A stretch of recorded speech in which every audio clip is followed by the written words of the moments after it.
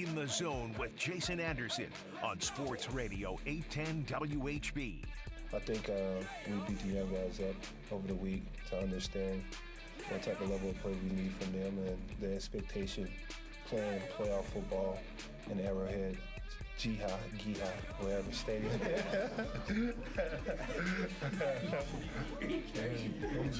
Oh, it's not Giha? Oh, excuse me. My apologies. It's okay. Giha. You're in the Zone on Sports Radio 810 WHB.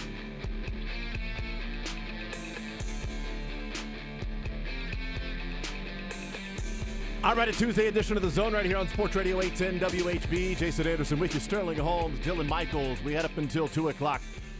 We've got you for the next 4 hours. We will talk with Adam Teicher coming up an hour from now. We will hang out with Les Norman in the noon hour, hanging out with Todd Lebo in the 1 o'clock hour, and we will get into some baseball, we'll get into some football, we'll get into some other things as they pop up along the way. 913-912-4810 is the text line. 913-912-4810 text line to be a part of the show, part of the conversation. We'll be checking into the text line today. Your thoughts on the Royals, the loss last night, what took place there in the Bronx. They got bombed by the Yankees late. That was rough. We'll certainly talk about the decision, what went into the decision, how defensible it is, all of those things, and also sort of look at the bullpen in general now moving forward, where it's at, who they have, and, you know, what the near future could be with some health issues or guys getting healthy, at least one guy hopefully getting healthier. Another guy still a big unknown with Hunter Harvey. Michael Lorenzen making a rehab start tonight. Hopefully he needs one rehab start, and then he'll be back with the team, although Alec Marsh is scheduled to start on Friday. So I would doubt Lorenzen would have a rehab start tonight and then have 2 days off and then pitch on Friday. So Lorenzen may just be inserted into the rotation whenever he's ready this weekend, and then you move everybody back 1 day. So you give them a little bit of an extra rest as you're getting towards the end of the season instead of going, well, we'll just wait till Alec Marsh's next turn in the rotation to get Michael Lorenzen in there. I don't think that would be the case because I think it also impacts the bullpen, something we'll get into.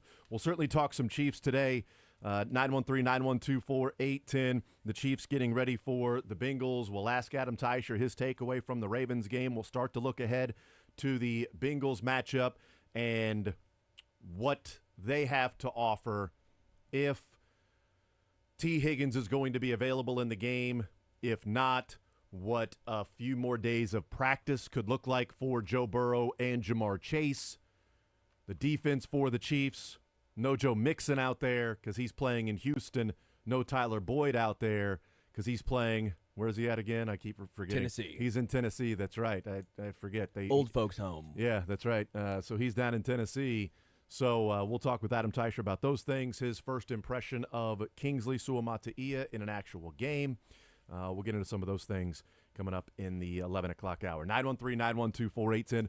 We're going to give away Dewey's Pizza today to the text of the day. So, can I be in this? Can I text you? No, I don't answer your texts. So, well, no, I know that, but that's not true. I just answered your text this morning. It was 10 minutes after you texted. That's kind of a record. That is pretty. And you know what he said? Within 10 minutes. You demand. That's a lie. That is a lie. YOU space DA space MAN. Jason's actually never... nice behind closed doors. Shockingly. Depends on who you ask. I don't know. So 913-912-4810. We'll give away some Dewey's Pizza to the text of the day.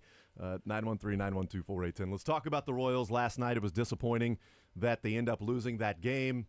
Had an early lead, lost the lead, had a lead again, lost the lead, lost the game. And game one goes to the Yankees there in New York. They do have the season series tiebreaker now over the Royals. If these two teams were to be tied, the Yankees would have the tiebreaker. If that would mean the number one wild card spot, then they would be heading to New York for 3 games.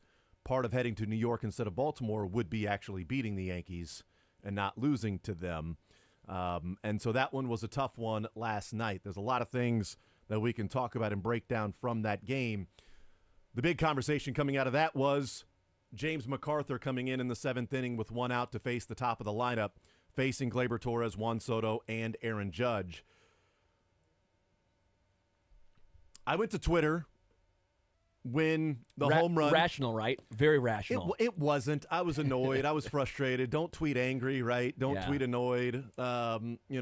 As Herm would say, don't hit send. But that's when, you're tweeting stuff that can get you canceled or fined by the NFL or, cut or whatever it might be.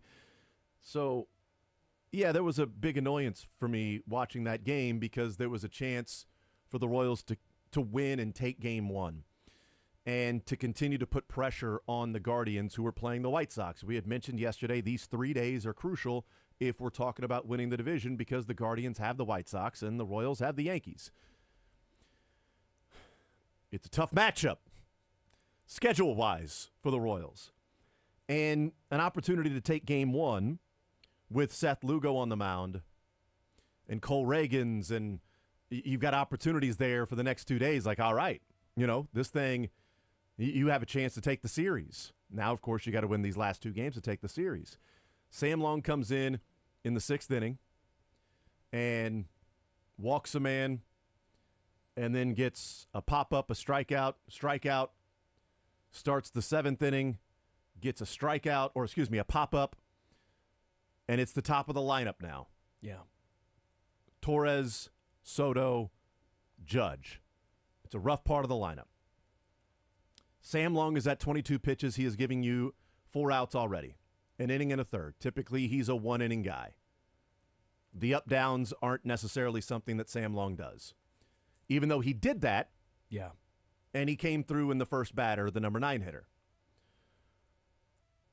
Matt Quatrero goes to James MacArthur at that point in the 7th inning to try to get 2 outs.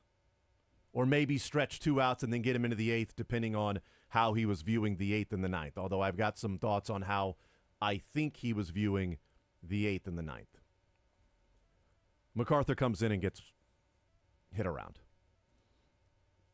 That's putting it very mildly. Well, the home run was less than desirable, obviously. But the first batter, Torres, I think Bobby would be the first one to tell you that throw needs to be made. Agreed. He made a heck of a dive into the hole to stop it, to get up at his knees, throws the ball. He throws it high. Gurriel, I didn't realize was as short as he seemed because I didn't think that was one to where he would have to leave the base to catch it. But it's what happened. Torres was safe. There could have been 2 outs in the inning, nobody on. With Juan Soto up, who is as good as anybody at drawing a walk.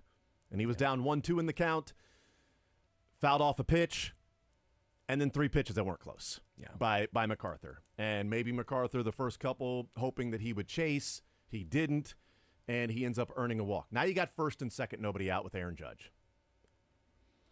Aaron Judge hits the ball 103 miles an hour, hits it to a spot in the hole that, gets the outfield. That sucks, right? If he hits it at Bobby, it's a double play. Hits it at Garcia, it's a double play. But he doesn't.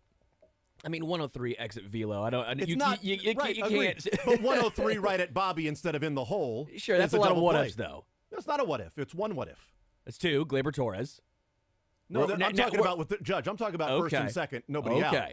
Judge, specifically. Okay. That ball was hit into, where nobody was, and that sucks.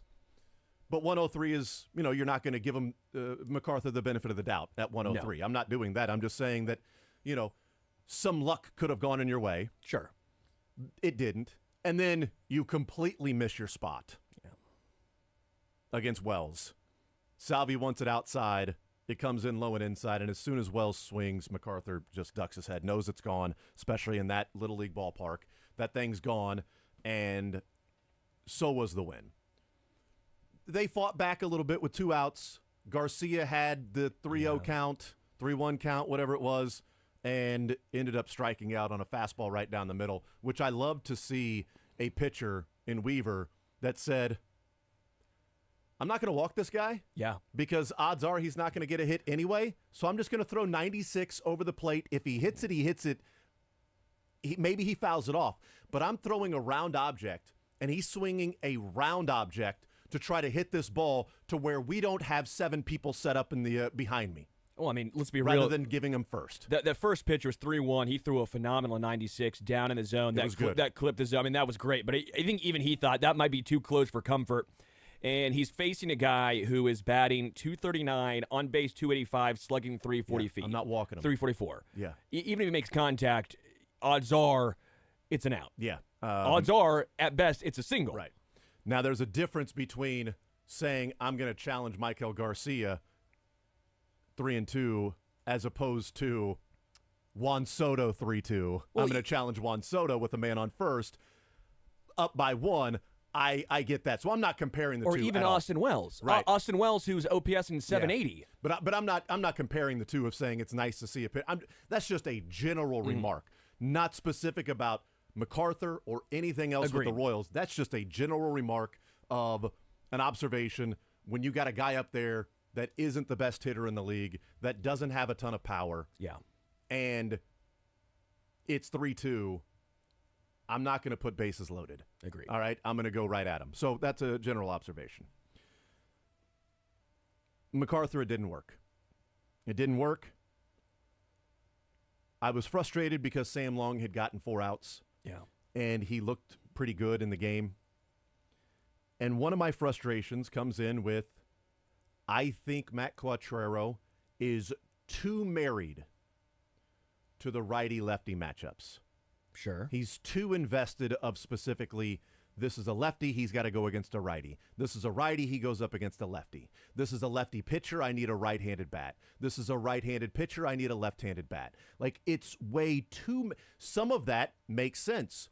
Totally agree. When they've got the loogie guys, which aren't, they don't exist anymore. Yeah, correct. So, Can you do loogie with a 3 instead of a 0? Lefty 3-out guy? You can do a loogie if it's the last lefty of the inning, if there's 2 outs, unless he gets a hit. It's a lebgi. A lebgi. Lefty, backwards E for the 3, batter guy. Lebgi, not a loogie. Anyway. Hate it. So, me too. So you don't have those specific things anymore, but I think he is a little too married to that. Sure. The decision specifically, not what happened. It's a defensible decision. And the reason it's defensible to me is, and again, frustrated tweet when it happened because I thought Sam Long was pitching well, but I know that Gleyber Torres is coming up as the top of the lineup. MacArthur had pitched really well as of late. It was like, oh, hey, MacArthur looks pretty good. I have some numbers if you want. Yeah, give them to me here in a second. Yeah. Because I want to talk about MacArthur doing his job. That part of it, I want to talk specifically about that here in a second. But the specific decision that was made by Matt Quattrero. So your bullpen is Sam Long, James MacArthur, Chris Bubich, Schreiber, Stratton, Hernandez, Urseg, and Lynch. Those are your guys in the bullpen. The first issue is Singer going only 5 innings. So now you've got 12 outs to get. Sam Long gets you 4. Now you got 8 outs to get. So, all right, you got to figure those things out. Urseg was not available. Yeah. Because he pitched on Saturday and Sunday. I'm going to guess, didn't hear from Quattrero last night, I'm going to guess Lynch was not available because he threw 3 innings on Saturday and it was only 1 day off in between. And you're probably not going to him either way. Right. Because you've got righties up anyway. Yeah. Again, a little bit of an annoyance because I think Daniel Lynch can go up against righty. He threw 3 innings and they weren't all left-handed hitters that he was going up against. Sure. But still, I don't know that I don't think he was available. I would guess he's not available. So at that point, Urseg not available, Lynch not available, you just use Long. So I'm going to the bullpen. My choices are MacArthur, Bubich, Schreiber, Stratton, Hernandez. Last 2, take them out. Agreed. You're not throwing Stratton, you're not throwing Hernandez. So you've got 3 choices. 3 choices. MacArthur, Bubich, and Schreiber. This is the 7th inning to get 2 more outs. My guess is the thinking, I'm going Bubich in the 8th and Schreiber in the 9th. Sure. So that leaves 1 guy. Yeah. If I believe Sam Long is at the end of his rope with 4 outs, 5 batters, 22 pitches, an up-down, and the top of the lineup with righties up, it's Schreiber or MacArthur. If I'm really going the righty-lefty matchup. So he goes MacArthur. The decision is defensible. If Urseg was available, maybe he goes Urseg at that point. Sure. Maybe he's like, look, this is the game. I'm going 1, 2, 3. The rest of their lineup is not scary. 1, 2, 3, 4 is the part of their lineup that's the scary. Once you get past Wells, you got some guys that are just generic in there. I mean, Rizzo's horrible. Yeah. Cabrera, Verdugo's atrocious. Dominguez got his first hit of the season. Yeah, Dominguez. I mean, Jazz Chisholm has a little bit. If you wanted to really go lefty against Wells, Chisholm, and then Dominguez and Rizzo. Dominguez a switch hitter, Rizzo lefty. And maybe you would go Urseg to pitch the 8th, or at that point to bring him in to pitch 1, 2, 3 with 2 outs, and then leave him in for the 8th. Sure. Then okay, that would make sense if Urseg was available. Yeah. But he wasn't available. So he goes to MacArthur. The next part of this is the player that's called on has got to do their job. You got to come in and do the job. And MacArthur didn't come through. He got hit around. He gives up the 4 runs. He gets taken out of the game. And then you go Hernandez Stratton. Because at that point, I mean, it's a little bit of the white flag. Because I'm not going to use Bubic. I'm not going to use somebody else. When Stratton comes in, it's the white flag. I'm not using Bubic and Schreiber to hold a 3-run deficit. Yeah. I'm not going to do that because I'm going to need them tomorrow. I'm going to put in Hernandez. You live to fight another day. At that point, maybe it's not completely waving the white flag because, he didn't take Bobby out of the game and like he didn't just put in a bunch of back. Sure. But I'm not using Bubic and Schreiber in the game down 3 runs. Okay. So now you would think Tuesday you'd have Urseg, you'd have Lynch, you'd have Bubic, you'd have Schreiber all available today. Yeah. So you'd have more to work with.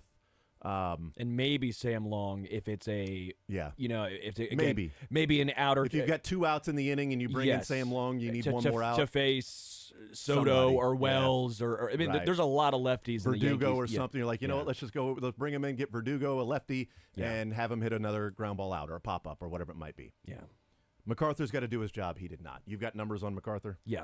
I'm on the same page as you, by the way. Okay. Where I should have asked. At the time, I was like, Hugh, how do you bring him in? I was irate. I was livid. It irked me. It had my ire. I don't know how many more words I can. I like it. Keep synonyms. going. Yeah. Keep going. I was angry. Irked, ire, anger, frustrated, livid. livid. I was perplexed. I like it. Keep going. Keep going. Come on, Dylan. You weigh in. Come on. What do you got here? Any more we need synonyms? More words. We need more feelings. Bamboozled. Oh my God! He bamboozled led us, right? astray. Oh my God! We were all led astray. Josh Kaiser had this number, and it's why I think the guy we had on yesterday. Love you, Josh. MacArthur since August 1st has made 14 appearances with a 1.35 ERA. 1.05 whip, 30.8% strikeout percentage, and 5.8% walk percentage. Yeah. So this is the best MacArthur's looked all season long. The issue was a lot of that's been against low leverage situations. Q hasn't really trusted him with a whole bunch of high leverage spots, but he's been pitching really, really good. He's on his best stretch of the season. And when you broke it down, it goes, who do you go to with Ursig not available? And Lynch more than likely not available. And not that they, but again, sure. But right, go ahead. Sorry. And then I'm sitting here, the more I think about it, this is on MacArthur more than anything. I don't blame Q as much because I think you're right. I think it was Bubic 8th, and I think it was Schreiber 9th. And then when you look at it with pulling Sam Long, 22 pitches for him is a good amount. That's not a guy who goes multiple innings typically. And Gleyber Torres has very drastic lefty-righty splits. He OPSs 652 against righties, 799 against lefties. The biggest jump is the slugging percentage. The batting average is fairly similar, but when he faces righties, a lot of singles. Faces lefties, the power numbers, they're drastic. Yeah. And so I understand the thought process of, all right, let's not give up a home run here. Course, didn't matter. It eventually came in this inning with Austin Wells. But the more I think about it, the more I think this is on MacArthur, not on Q. I do actually think Q made the right decision, just the player let him down. Yeah, the decision was defensible because of who was available. Now that brings us to moving forward. I know people are looking at it and going, MacArthur, how's he on the team? You can't trust this guy in a big situation. And my response would be, I don't think they're going to have to. They're in the playoffs. Yeah. We know that. They're going to be in the playoffs. And come playoff time in a wild card series, I don't expect MacArthur to throw one pitch. Because your pitchers are going to be Reagans, Lugo, and Waka if you have to go 3 games. That means you will have Singer in the bullpen available. You would have, obviously, Urseg and Lynch and Bubic and Schreiber. Are you ready to put Lynch in that category? Because I think you're...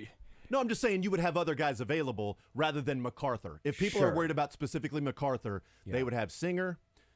They would have Alec Marsh. More than likely, Michael Lorenzen available. Again, Urseg. You would have Hunter Harvey maybe back at that point. I'm not counting him at all. Okay, man. He's a guy that he hasn't even been throwing. I was gonna say I don't know. Throw and check, and it's like what's the latest on him? Still waiting, and he's had the injections. He's had some of those things to calm the back down, and he's still not on a rehab assignment. He's still not doing bullpen sessions. They're running out of days for somebody to catch them. Yeah. They're also running out of days for Hunter Harvey to pitch this year. So I am not considering him at all. Okay. But if the same situation last night happens in October, let's fast forward to wild card October 2nd. It's a wild card game. They're in New York. The same exact situation. I think Alec Marsh is in the game and not MacArthur. I think Brady Singer is in the game and not MacArthur. Do you have any concern with not necessarily Marsh, because Marsh has done that at least a little bit? Mm-hmm. Brady Singer out of the bullpen. Because he's not Yordano Ventura, but we saw what happened with Yordano. I would lean Marsh over Singer because Marsh has the history of doing that, although Singer had a couple of bullpen outings, was it 2 years ago? Whenever it was. I think they brought Singer. Am I thinking of somebody else? Maybe not. I could have swore. We weren't following it as closely a few years ago. It was like get us to training camp, right? Brady Singer has had 3. 3. Okay. I thought maybe he had some bullpen in 2022. A couple years ago. Which is weird. That was actually his 3.23 ERA. That was maybe trying to ease the innings or something. Get him rolling. And so he's done it before. It's been 2 years. Mm-hmm. Alec Marsh, I think more experienced with that. But Marsh is probably in the game instead of MacArthur. Lorenzen might be the guy you go to in that situation instead of MacArthur. Again, Singer, you have different options there. Your bullpen is so much stronger and larger than what it was last night. Because also, I guarantee you this, Urseg would be available all 3 games. Yeah. Because they shouldn't need him the last game of the season. In theory. You really shouldn't need him because the odds of the Royals having to win 162 to figure whether it's win the division or make the playoffs, slim. So you shouldn't need. So I think Urseg would be available for all 3 games. So maybe that's where you go to him. Sure. So I know there's frustration. It's like MacArthur, you can't trust this guy. MacArthur may have to pitch in the divisional round or a championship series, but I'll cross that bridge when we get there. I'll be perfectly fine if that's what has to happen, that MacArthur has to come in an ALCS game to try to figure out how to get 2 outs in an inning. I will take my chances with that if that's the scenario we have to paint. I also want to slightly give, not full give, slightly give Singer some credit. That's a pretty good Yankees lineup, right? They've scored, was it the most runs in baseball this year? The most runs in baseball this year at 730. And he pitched pretty well. I'm not saying he was great, but for all the knock against Brady for struggling in big games and all that stuff, right? It was really just that Verdugo home run. And I think that Verdugo's a guy you challenge. I'm not going to be – it wasn't like he laid it down the middle to Soto. Mm-hmm. He didn't lay it down the middle to Aaron Judge. Verdugo got one. I think you live with that. And so he got through the 5th. Because if the Royals are, Salvi gets the single, it ties it up 3-3. By the way, Salvi 4 for 4. Salvi had himself awesome. Big game player. That's absolutely right. So it's 3-3 then. Bottom of the 5th, Singer back in with Soto, Judge, Wells. And he gets a ground out, a single, and a double play. He gets through it. And at that point, if you're MacArthur or if you're Quatrero, he's at 92 pitches. Do I send him back out again? Or do I have Sam Long when I've got a number of lefties coming up? Yeah. He made the right decision in Sam Long because Sam Long got through the 6th inning, giving up only 1 run. I think there were some very defensible decisions made by Quattrero. My general frustration is the over commitment to the righty-lefty splits constantly and having to have that sort of matchup. Over the course of 162, that's the way you would play that, and the percentage-wise says the more you do that, the better your odds are of winning games, and over the course of 162, it's going to work out maybe 2 or 3 games better. 1 game sample size in the playoffs is all that matters. You don't get to use the 162 full season percentage of if we do this over and over and over and over and over. You've got to change that. This was not a 1-game sample size playoff game 1 of a wild card, which would hurt a whole lot more if that's what took place last night. It would be crushing if that's what took place last night, knowing that you've got to go and win the next 2, and you just lost game 1 with Reagans on the mound, because it would have been Reagans, although you don't expect Reagans to only go 5 innings in game 1 of the wild card. You sure hope not. You would hope not. We'll take a timeout. We'll come back, continue rolling. We'll talk about the Kansas City Chiefs. We'll get into a little bit of the Royals, a little bit more of the Royals, but also I want to start looking at this Bengals matchup coming up on Sunday and where the two organizations are heading right now. And I know it's week 1, and there are reactions and overreactions that take place with week 1, and Zach Taylor seems to be the worst coach in NFL history at getting his team ready to play in the first 2 weeks of the season and winning those games. They tend to turn it around. But this feels different, although I said that last year or maybe 2 years ago. I don't remember. I don't know. It feels a little different with the Bengals this start. I mean, and they ended up figuring it out. Last year they didn't figure it out because Joe Burrow and the hand injury.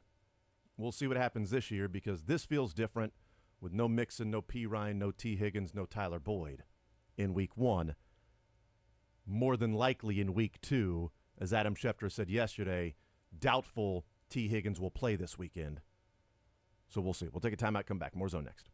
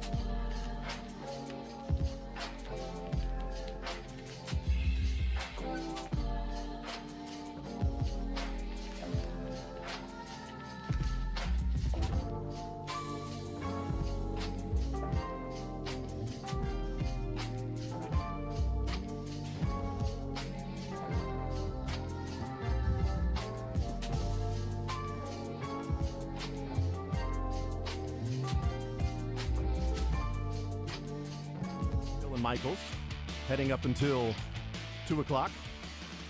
913-912-4810.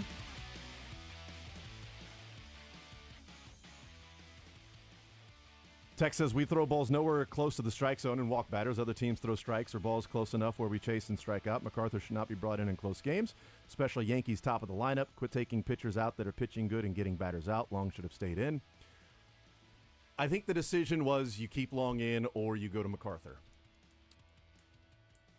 Well, let me say this. The decision for Quattrero was keeping Long in or going to MacArthur because in his mind, Bubic was pitching the 8th and Schreiber was pitching the 9th. I'm guessing that was what was in his mind. Would it have made more sense to say, let's go get Schreiber right now because at the top of the lineup, I'll worry about the 9th and the 9th, and this is the 7th. Sure. And if Schreiber can go in there and get 2 outs against 1-2, maybe we bring him back out for the 8th.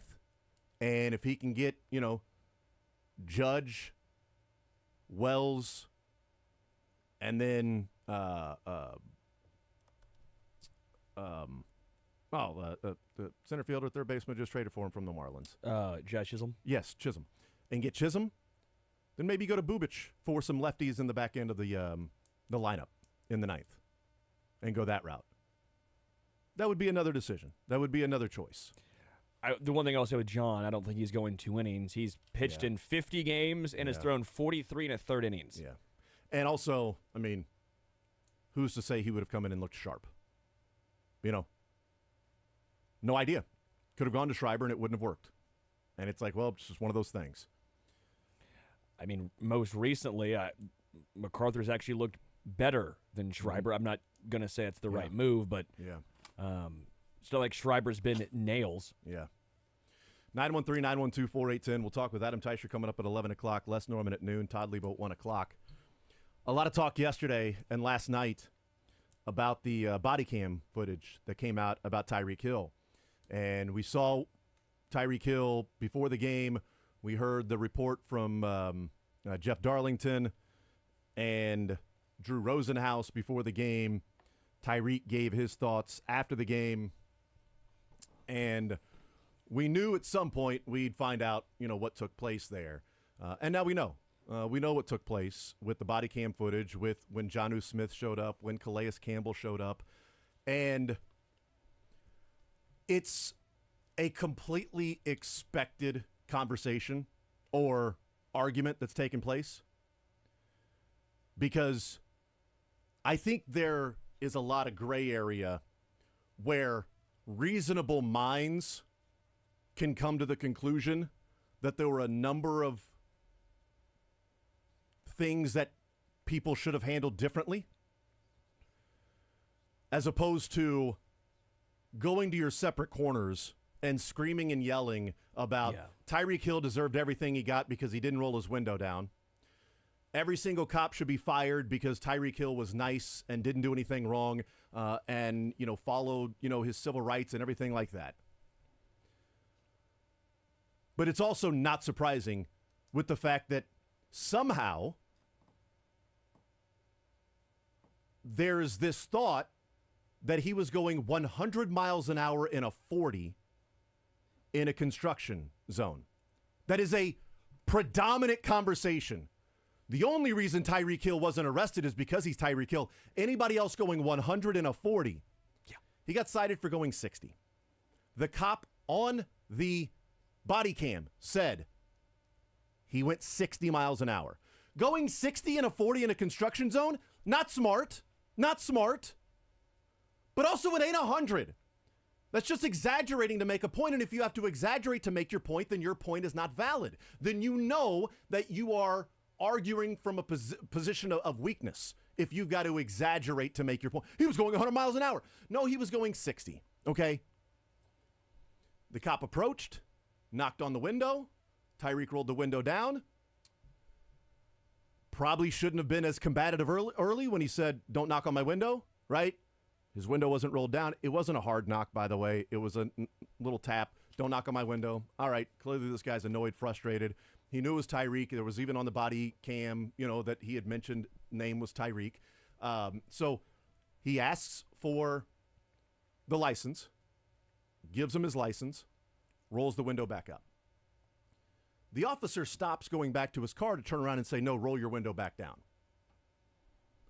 And this has been a huge, huge part of the conversation of, no, it's the law, you got to roll the window down. No, he doesn't have to roll the window down, he can roll the window up. All right, it's for the cop's safety to keep the window down. I understand the safety of the police officer, that when the window is rolled up and it's tinted like that, you don't see what's going on inside the car. Agreed. And you don't know what might be going through this guy's mind, and you also just want to go home to your family at the end of the day. You want to do your job, go home to your family. I also, you get the license and registration or insurance, and then you turn around and go back to your car.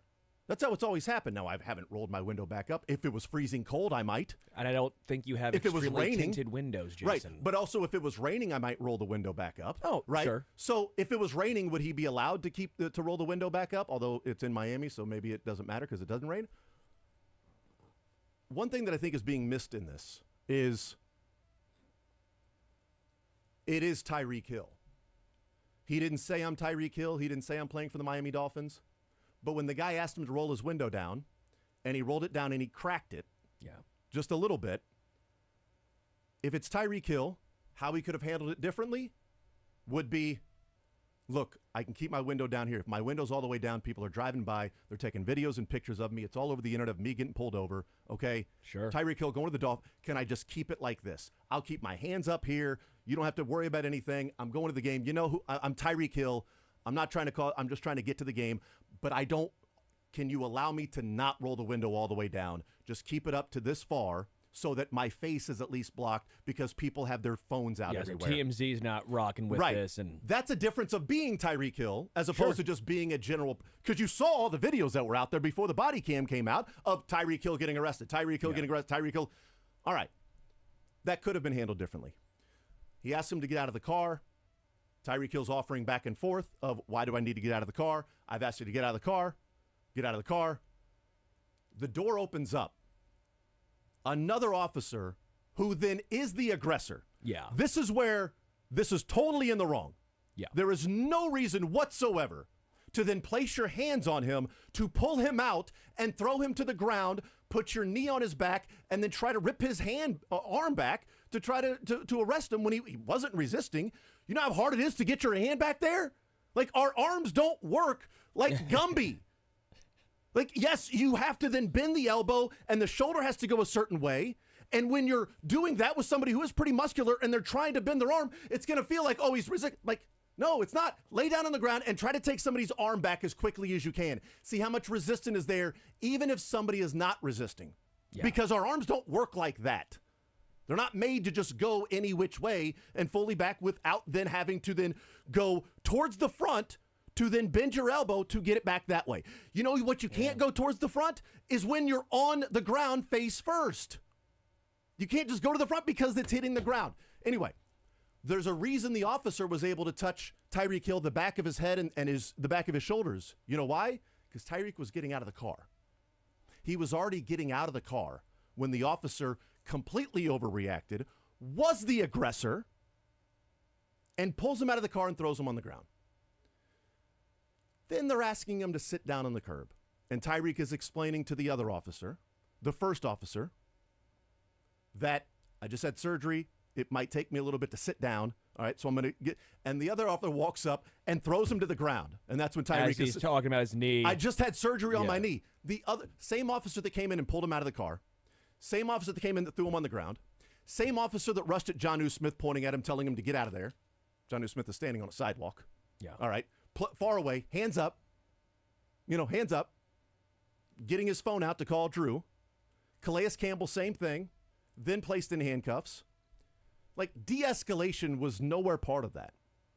Nowhere part was de-escalation. Walter Payton, Man of the Year, Calais Campbell, was placed in handcuffs. Yes. Yeah. And Calais Campbell told him, then tow my car. Your car's going to get towed. Then tow it. This is my guy. I'm making sure he's okay. I'm on the phone with his agent. All right. And he gets put in handcuffs. Well, you disobeyed an order. Disobeying an order isn't an arrestable offense, depending on what the order is. But get in your car and leave when, your car isn't supposed to be parked there. Okay, well, then tow it. You can give the citation. But a parking ticket is not detainable. It's not I'm going to arrest you and place you in handcuffs because your car is parked there on the side of the road and it's not supposed to be parked there. Okay, well, then you can tow it because I'm not getting back in the car. Whatever. De-escalation has to be a part of that.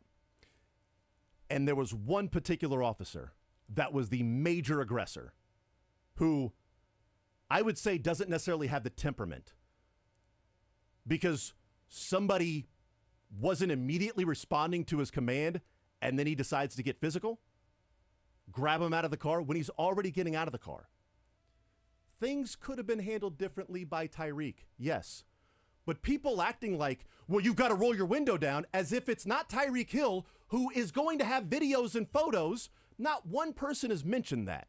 He could have very easily said, I'm Tyreek Hill. And then you could also say, hey, if you don't want videos taken, don't go 60 and a 40 in a construction zone. Totally. It's the whole thing of like, there's a lot of nuance There's a lot of nuance. Rather than just yelling that Tyreek's in the wrong. It's just like everything in life. There's always a middle ground, but no one wants to move from their side of what they're always going to be stuck in. And Tyreek could have handled this a lot differently. And that pretty much the one particular cop, it was basically, again, the one guy could have handled that a lot differently as well. One party is paid and compensated and revered for being the one that's supposed to de-escalate situations. Yes. The other is Tyreek Hill and a civilian. Yeah. So I do get that, yes, you're not supposed to be yada, yada, yada, but once we cross that line, then their professionalism and their training has to take over, and they have to be the ones that are de-escalating, that are they're lowering the temperature, and that are trying to get this to, because I think it was Bird Lawyer and Seth Kaiser, two, legal people, talking about, you're better off using honey than vinegar. And also you get a lot more accomplished because it's kind of like a Jedi mind trick of, hey, can you please just step out, all of a sudden they're stepping out, it's fine. Because he also said, if you don't roll the window down, I'm going to get you out of the car. In fact, you know what? Just get out of the car. Exactly. Okay, well, it's not like I'm warning you, roll your window down or you're getting out of the car and I'm going to detain you. Roll your window down or I will get you out of the car and detain you. It was keep your window down or you're getting out. You know what? Get out of the car. I would just take the ticket. Well, that's what he said. That's what he said. Go write the ticket, whatever you got to do. Yeah. I got to go. Go do whatever you got to do. Write the ticket. Because I don't know how often, like, a police officer walks up, license, insurance, and then stands there and waits for them to then roll their window down again. Because, again, what if around here it storms all the time. What if it is a heavy rainstorm? I roll the window down, even if it's tinted or not. I roll the window down. I give you my license. I give you my insurance. And he walks back to the car. Do I just stand there with it pouring rain? Or do I roll the window back up? And then as he's walking back, I roll the window back down, say, thank you, officer. Appreciate it. Now, it depends on how combative you are, because Tyreek Hill right out of the gates, don't knock on my window.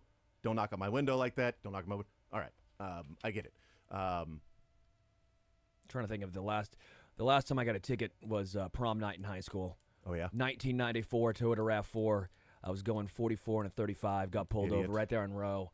That's 9. 9, you're fine. Well, I thought so. I think that's highway rules. Four cops pulled me over. 4 of them. 4. And I'm like, where do you think I'm going in this 1994? Well, it was a RAV4. If you were RAV3, it would only been 3. It wasn't going very fast. I'm like, what happened here? Yeah. It could have been handled differently, but also the people that are paid to de-escalate and handle it differently. That particular officer, that temperament has no use on the force. There's failure on both sides. Yeah. And then there was, I don't know, I didn't really watch the video because, again, this type of discourse I should watch it. You should watch the video. It's, I just assumed I have the full information of what happened. It's, it really does stink that the people that were paid to de-escalate should have done it. Yeah. And the original officer that was there is not the one that placed hands on him either time.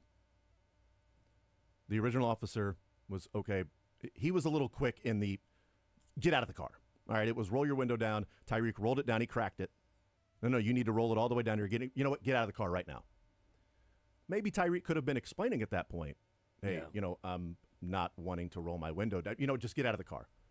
All right, so then it's like, no, why do I need to get out of the car? No, I told you to get out of the car. How many people that are like, just comply? How many people would the cop says, roll your window down, You roll it down a little bit, and you're talking to them. They go, you know what, get out of the car. Would go, okay, you're right. I'm just going to get out of the car. Not one person would go, why?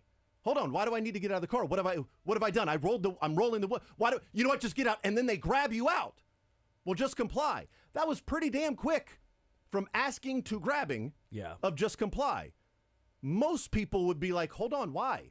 What did I do? I rolled the window down. Now I'm explaining why I didn't want the window just down the whole time. Could be the case. We can't really hear what Tyreek Hill was saying. I don't know. But there's fault in a lot of places,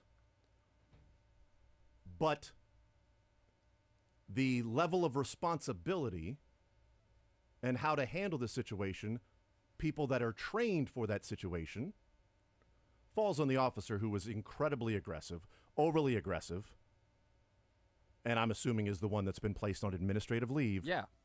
And then the police union coming out and saying he did nothing wrong. He did.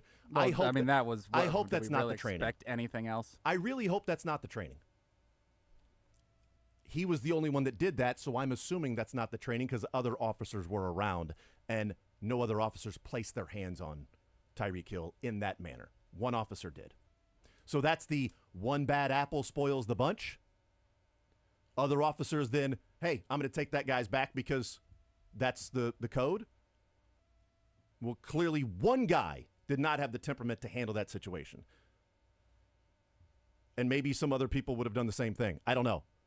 But it's a bad look for the Miami PD. It's a bad look for that officer.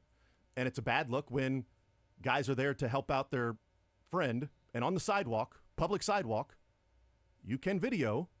And they're not even videoing. They're talking to Drew. And they have plenty of space and hands up and trying to explain the officer what's going on. And then he's then putting somebody in handcuffs again. That's somebody who is on a power trip. And if you disobey one thing I say, you're in handcuffs. You're in handcuffs. The Walter Payton Man of the Year, Calais Campbell. Yeah. We'll take a timeout. We'll come back. We'll talk with Adam Teicher next.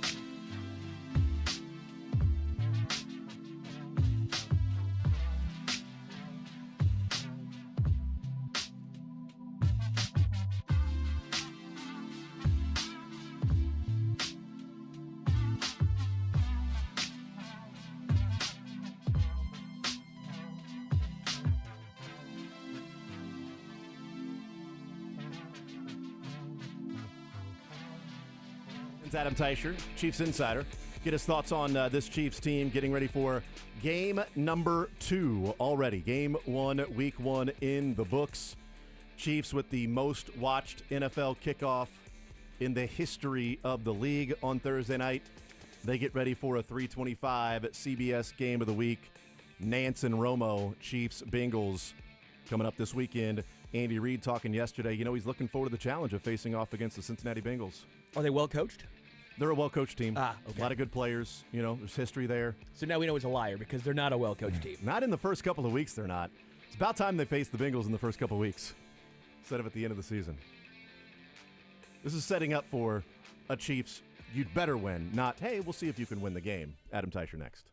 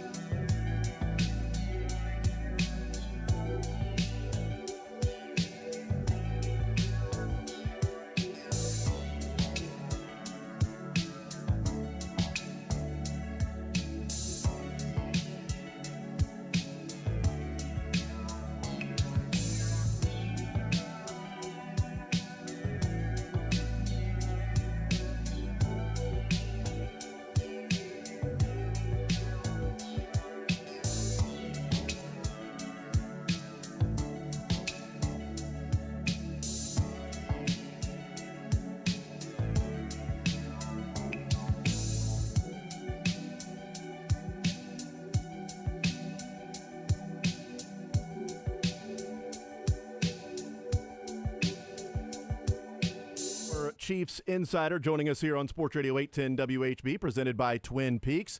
Adam, welcome into the show. How are you, sir? Good, Jason. How you doing today? I am doing just fine. Everything is good. College football's underway. The Royals are in the playoff hunt. The Chiefs are 1-0. So not much to complain about right now for this particular area. But let's start with the Ravens game on Thursday night before we look at some particulars and look ahead to this Bengals matchup on Sunday. Do you have a general takeaway? What was your view? What did you think of the way the Chiefs handled that game and came away with victory number 1? Yeah, well, I mean, I guess my big takeaway was, all the offseason was spent trying to improve the passing game and get more big plays. And they got, 5 or 6 of more than 20 yards and 3 of more than 30 yards. So, I think they're off to a pretty good start there. I think they're able to get these big chunk plays that they, or at least so far, that they weren't able to get next year or last year. And if that keeps up, I think they've got a lot to look forward to offensively. So that was kind of my big takeaway there. Yeah, you also had it Chiefs winning 27-23, so well done, pretty close. It was Get used to it, buddy. Yeah. Get used to it. If the Ravens would have just settled for the field goal there instead of trying to tie the game, like how selfish is that, right? Like think of other people. By half a toe. Yes. By half a toe, I look good. Yeah, that's right.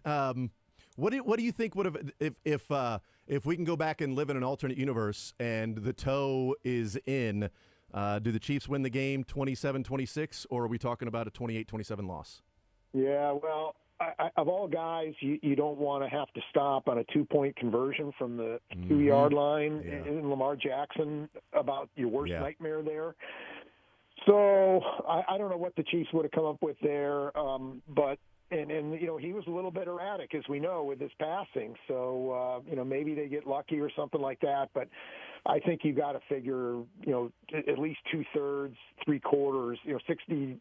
75% that the Ravens convert that. Yeah, I think the Chiefs' defense was gassed.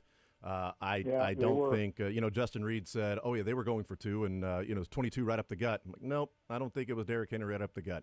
I think that was going to be Lamar Jackson. Maybe you play it, maybe you fake it to Derrick Henry up the gut, but then get Lamar Jackson out in space, and maybe even have a receiver, Likely or something behind him, to where he could have a choice of finding an open receiver or carrying it in himself. It would have put the Chiefs in a tough situation with a guy who's as elusive as Lamar Jackson is, but it doesn't matter because Likely was out of bounds, and sometimes it's better to be lucky than good because Lamar Jackson missed 3 open receivers.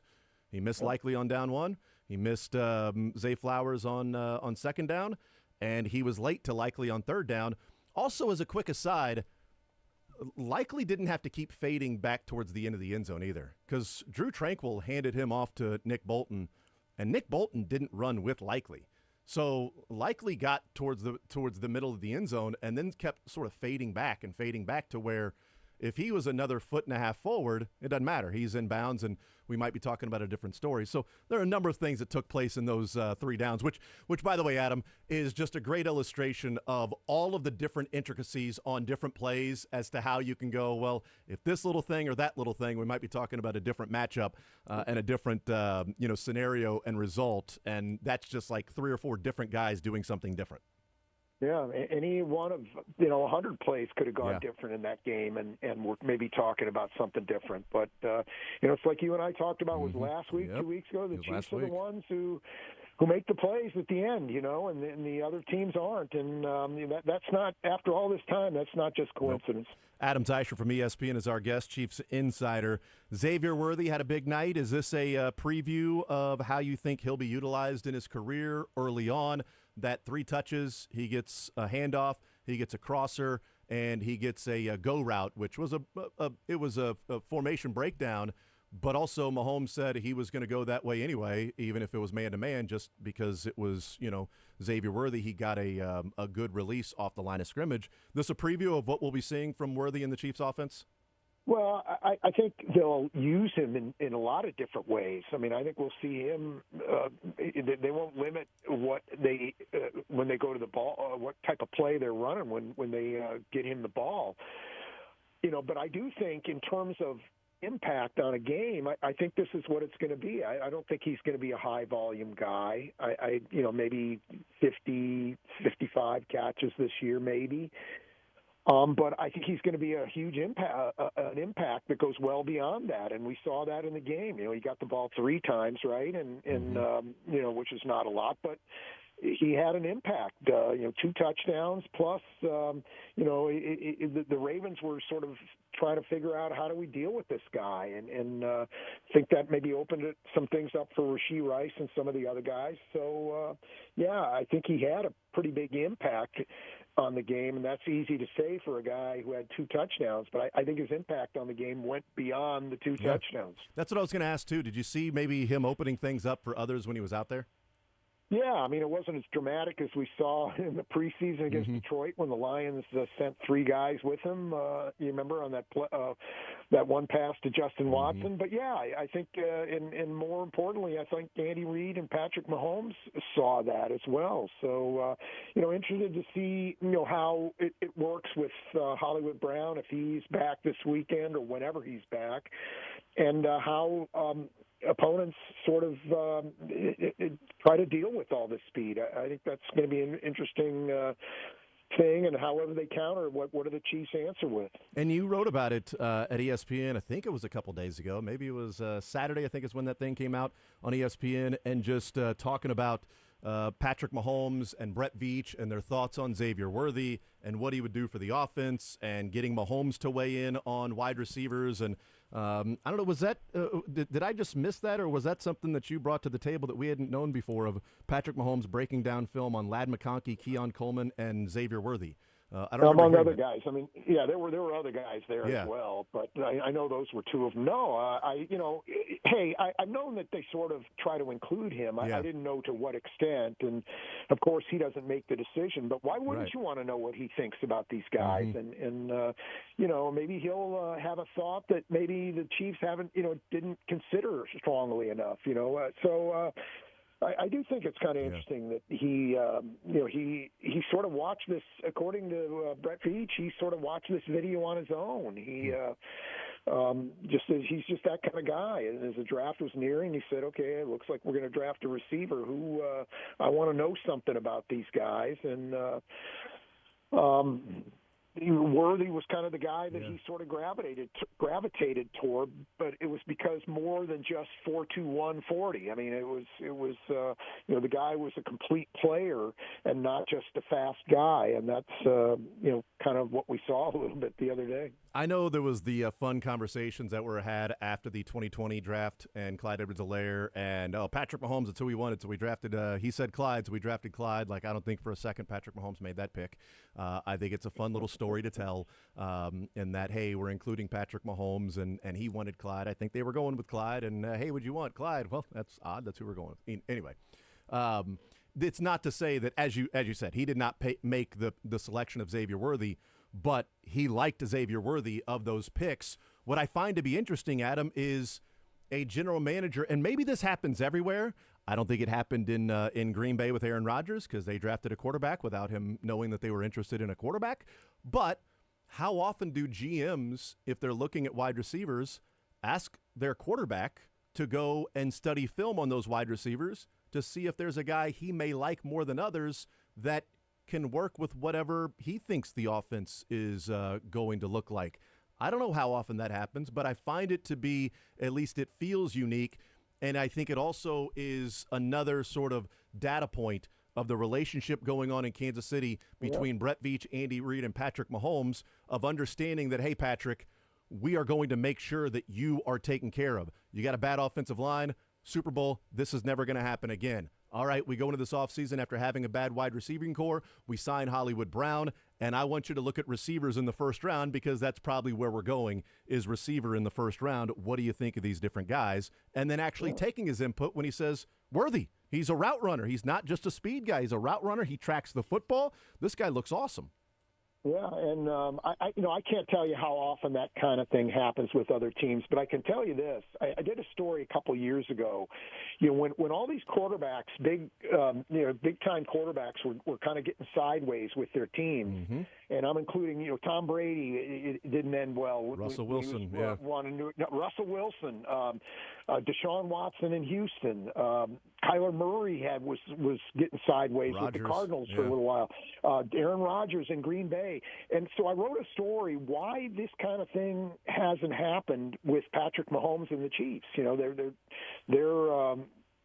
Their relationship isn't just seem rosy, it is rosy. And why when all these other teams are having trouble, are the Chiefs not having trouble? Well, they handle their quarterback a little differently. They include him in on a lot of these things, not necessarily letting him make the decisions, but, hey, here's what our plans are. Here's what we plan to do in the off season. Here's how we want to go about it. And So I think that part of it, at least, is unique. The Chiefs are really good about including their most important player in some of these decisions. And I got to tell you, some of this goes back even when Alex Smith was with the Chiefs. I know that when that 2017 draft was coming around, the Chiefs said to Alex Smith, "Hey, listen, we're going to be probably drafting a quarterback, and we want to show you some video on the top guys, and kind of so you'll know who your new teammate might be." And so they, even before the draft that year, they kind of prepared Alex Smith and told him, "Hey, don't want you to get blindsided. And not only that, we want you to know something about this guy when he walks in the door." And so that was, I think, more of an Andy Reid thing than anything. So the Chiefs are definitely, I think, do some things at least in terms of their best player and their star quarterback differently, and in some cases a lot differently than a lot of other teams. Yeah, and I'm glad that you pointed out that even without Mahomes' approval, the Chiefs would have still taken Xavier Worthy. But I think the point is, like, hey, I want you to look at these receivers, because let's say they take Ladd McConkey. Well, then Patrick Mahomes is aware of what Ladd McConkey can do, and then he knows how to integrate him into the offense, or how he's going to be utilized, and what Brett Veach and Andy Reid are thinking. And it's not like, man, I wanted the speed guy, and you went and got Ladd McConkey. Okay, here's why. Here's why we did this. You're involved in the thought process. You're not kept in the dark. He liked Xavier Worthy the most, and Brett Veach and Andy Reid and Patrick Mahomes have talked about the speed and what it does in today's game and how it can make a difference. And certainly Patrick Mahomes talked about that as well. But I thought that was interesting, and just at least that's where I took it with the information you presented. I was sort of connecting dots in that, they give them different names, and it's not just those three, but those are three of the guys. Give them different names, look at film, watch some of these guys, let me know your feedback, and then we'll make a decision, and at least you'll know our thought process too, and we know what you think about these guys.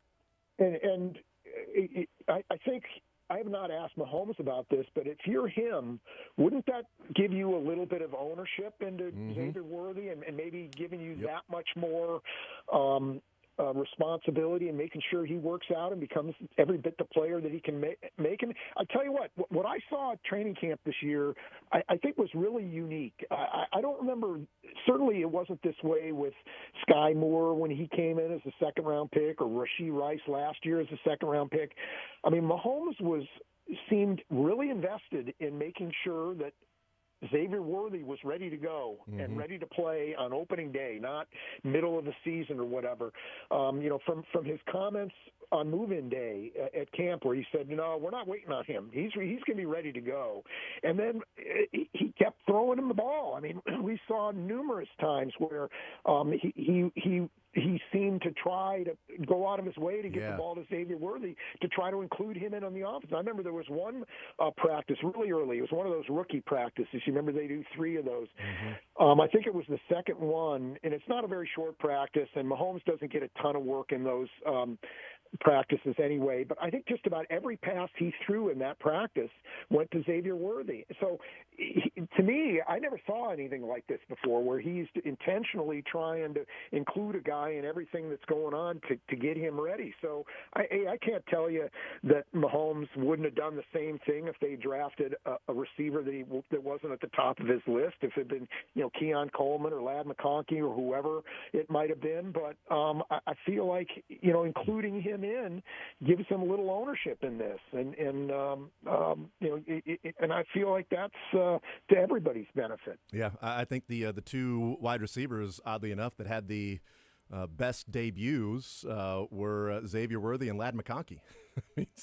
Of the rookie receivers, I mean, Xavier Worthy with a couple of touchdowns, Ladd McConkey with a number of receptions, feeling like more of the go-to guy there in L.A. Neighbors had a nice game with a bad quarterback, so maybe that's graded on a scale, Adam. That maybe Neighbors had the most amazing debut because Daniel Jones was throwing him the ball and he had 6 for like 70 yards. But it is just sort of interesting. They weren't getting Neighbors, but so it's sort of interesting from that standpoint. And also, like, one of the things that it does is, we've talked about this aspect of opening it up for Rashee Rice and guys in the middle, and Patrick Mahomes talked about that. And I think there was there were a couple things that the Ravens wanted to make sure that did not happen. One, that Xavier Worthy wasn't going to beat him over the top when he was in the game, because Rashee Rice talked about it in the locker room. He could hear them talking about one. Hey, one, what they're doing, because number one in the stack formation when 1 and 4, Rashee Rice were there, they were talking about one. They weren't talking about number 4. So I think that's interesting that Rashee Rice noticed that, that was their conversation. And also, the Ravens were going to go out of their way to make sure that Travis Kelce did not beat them. In that AFC Championship game, 11 targets, 11 receptions, 116 yards, and a touchdown, and he didn't have many targets. But it meant if you're worrying about Xavier Worthy and you're worrying about Travis Kelce, well, Rashee Rice is somehow put on a linebacker or sometimes a safety in the slot, and the Chiefs, to their credit, did not have a play that worked and go, okay, let's come back to that in the fourth quarter. Let's come back to that in 3 plays. Let's come back to that the next drive. And they kept doing that over and over again. And I think that's having 2 guys. It's having Worthy and Kelce that the defense has to worry about, and that's even without Hollywood Brown. Yeah. And so when Brown comes back, what's that going to do for all this? And so I do think this very early, okay? Mm-hmm. I don't want to make this proclamation yet, but this certainly seems to be working out the way the Chiefs hoped. And, let's see how defenses adjust and what they throw at them. I'm very curious to see what the Bengals do this weekend, because as we know, that's been a team that's given the Chiefs some problems over the years. So, hey, I think early returns are pretty encouraging for the Chiefs there. Yep. There were 5 touchdowns scored by rookie wide receivers this week, and 2 of them by Xavier Worthy. So pretty good. We'll take a timeout. We're talking with Adam Teicher from ESPN, our Chiefs insider. We'll get his thoughts on what he saw from Kingsley Suamata'ia's debut and the defense getting ready for the Cincinnati Bengals coming up this weekend. All that still to come. Hanging out with Adam Teicher from ESPN Chiefs Insider, presented by Twin Peaks. More Zone next.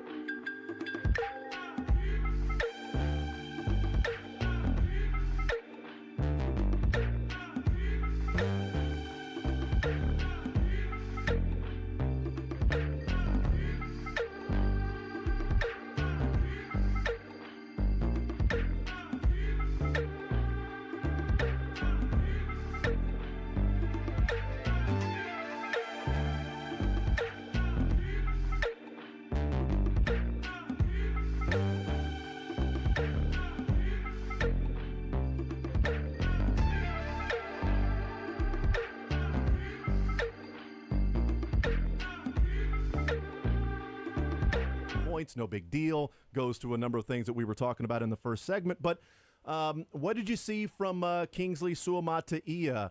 I'll tell you this. I was surprised, Adam, at how often they left him alone and left him out there just to simply do his job and didn't bring a tight end or a running back or double team or have a lot of help for him. It was a little surprising, I think, kind of goes to the trust. But what did you see? Yeah, no, I thought for a first time out it was pretty encouraging, and that's the thing, and I've been talking about this with him for a while now. The thing with him is he's got to get better, and but the Chiefs know that, and that's what they're banking on, that he wasn't going to get any better sitting on the bench, so he needed to play, and he's only 21 years old, and I thought for a guy with not a lot of college experience at that position, I thought he handled it pretty well. So, it's got to get better, but I think there's every realistic expectation that it will get better for him. So I think pretty good so far. Yeah, I liked what I saw. I think there are, a number of plays that, Nick Jacobs at KSHB 41 did the full film study on him and said there are a few plays that he'd like to have back, which is to be expected. That, he's it's first. And also, he wasn't a top 5 pick. He wasn't a top 10. He wasn't Joe Alt.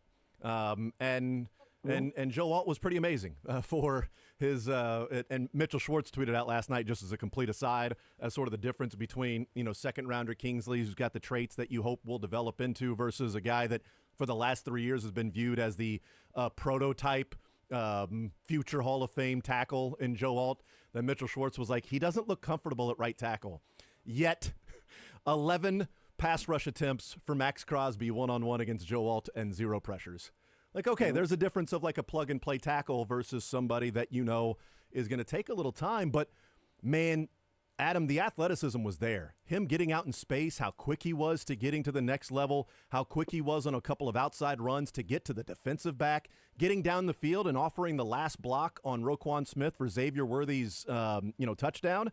You can see why the Chiefs like the traits that he presents. He's got to get stronger. He's a rookie. He's got to get stronger and a stronger base for some of those bull rushes. But you see what they liked in a full game now, watching him, not just anecdotally a few plays here or there. Yeah, no doubt. And Wanya Morris can't do a lot of that stuff that he did on Thursday night. So now you know a little bit about what the Chiefs were thinking there. And, I think the future looks pretty good there. Again, he's only 21 years old. So I feel like there's a lot of good football from him to come. Visiting with Adam Teicher from ESPN, presented by Twin Peaks, I thought that very underrated in that game on Thursday night was Leo Chenal.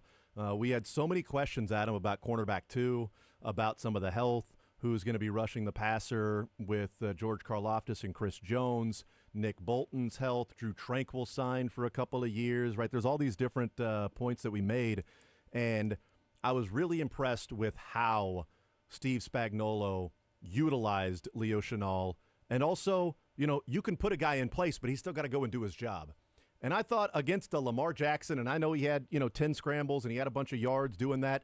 But for the most part, I thought Leo Chenal did his job and played well in limiting a number of the impact plays that Lamar Jackson could have made. What did you think from Leo Chenal in the game on Thursday? Yeah, no, I think, he started to come on toward the end of last year, and had a great game in the Super Bowl last year and sort of, I thought, continued that. I thought he did a lot of nice things for the Chiefs. Got really tired at the end. Remember, he had to go out for a play because he just got tired of chasing Lamar Jackson around. He was one of the guys who was completely gassed there at the end. But, yeah, I thought, a lot to like from his game as well. Visiting with Adam Teicher from ESPN. All right, let's talk about the Bengals coming up this weekend. And they are facing off against a Bengals team that just did not look good in week 1, where the Chiefs offense looked pretty good. They were going up against a Ravens defense. The Patriots with Gerard Mayo, they've got a pretty good defense. So, there's something to be said for that with the Bengals. But this matchup is interesting because the Bengals beat the Chiefs in the AFC Championship game. They go and lose in the Super Bowl. The next year, the Chiefs get revenge and beat the Bengals in the AFC Championship game and go and win the Super Bowl. Then last year, the Chiefs win the Super Bowl. Burrow has an injured season. They're sort of heading in the wrong direction. They let Joe Mixon go. Tyler Boyd leaves. They've got this issue in the offseason with both their receivers. T. Higgins with another soft tissue injury that he's doubtful to play this weekend. There's no official injury report out yet because they haven't practiced, but that was Adam Schefter yesterday saying that they're doubtful that T. Higgins will play this weekend. Jamar Chase is not happy with the organization, asked why he didn't get many looks down the field and said, you got to ask Zach about that. Go ask that. Which, I can totally see Rashee Rice or somebody or MVS or Juju Smith-Schuster. Why didn't you get any targets of this? Go ask Andy about it. Why I didn't get targets. Yeah, that would go over well. But I don't know what's going to happen the rest of the way. It's week one and they're overreactions. But, Adam, doesn't it feel like organizations just from where they were a couple of years ago of being like back and forth, head-to-head, in two organizations that were going to be at the top for a while that maybe are heading in different directions now? I wouldn't say that. Okay, you're wrong. You're wrong. I'm not ready to give up on the Bengals in any way, shape, form. I saw this stat the other day, and I knew it was something like this. But Joe Burrow, in week 1 and week 2 of his career, he's now 1-8. Mm-hmm. I mean, that's how bad the Bengals have been. 8 touchdowns and 9 interceptions. Yeah, you wish it was that, but no, it was. His one-loss record is just that bad, and this is a team that gets out of the gate slowly, and I'm assuming there's not a lot of good work put in training camp because I don't know what else could explain it, but. This is a team. You remember we talked when the season or when the schedule came out. This is a team the Chiefs want to see early. They've always played them since in the Mahomes era. The Chiefs have always played them late in the season. It's always been November or December in the regular season, and then January, obviously, in the playoffs. So I think it's a huge break that the Chiefs are getting them now. But I'm not ready to give up on Cincinnati yet. I mean, I saw the game or some of the game the other day against New England, and that looks like a team that's still stuck in training camp. That's still trying to figure a lot of things out, and like how to get the ball to Jamar Chase, for instance, and maybe that's a factor of Chase just not practicing much during the off season. So I'm not ready to give up on them yet. I mean, that was a bad game, no doubt, and that they played the other day, and I think they're in a different place right now than the Chiefs are, but that doesn't mean they will be in 2 months from now. So I'm not ready to give up on them, but yeah, that was certainly a bad game on their part, and just because of where I think the Chiefs are right now and where I think the Bengals are right now, I don't see this being a close game on Sunday. I'm telling you, Adam, the Bengals, the Patriots dynasty is over this time. I'm right. This is the year that the Patriots dynasty is over. They're starting slow. They're not going to do anything.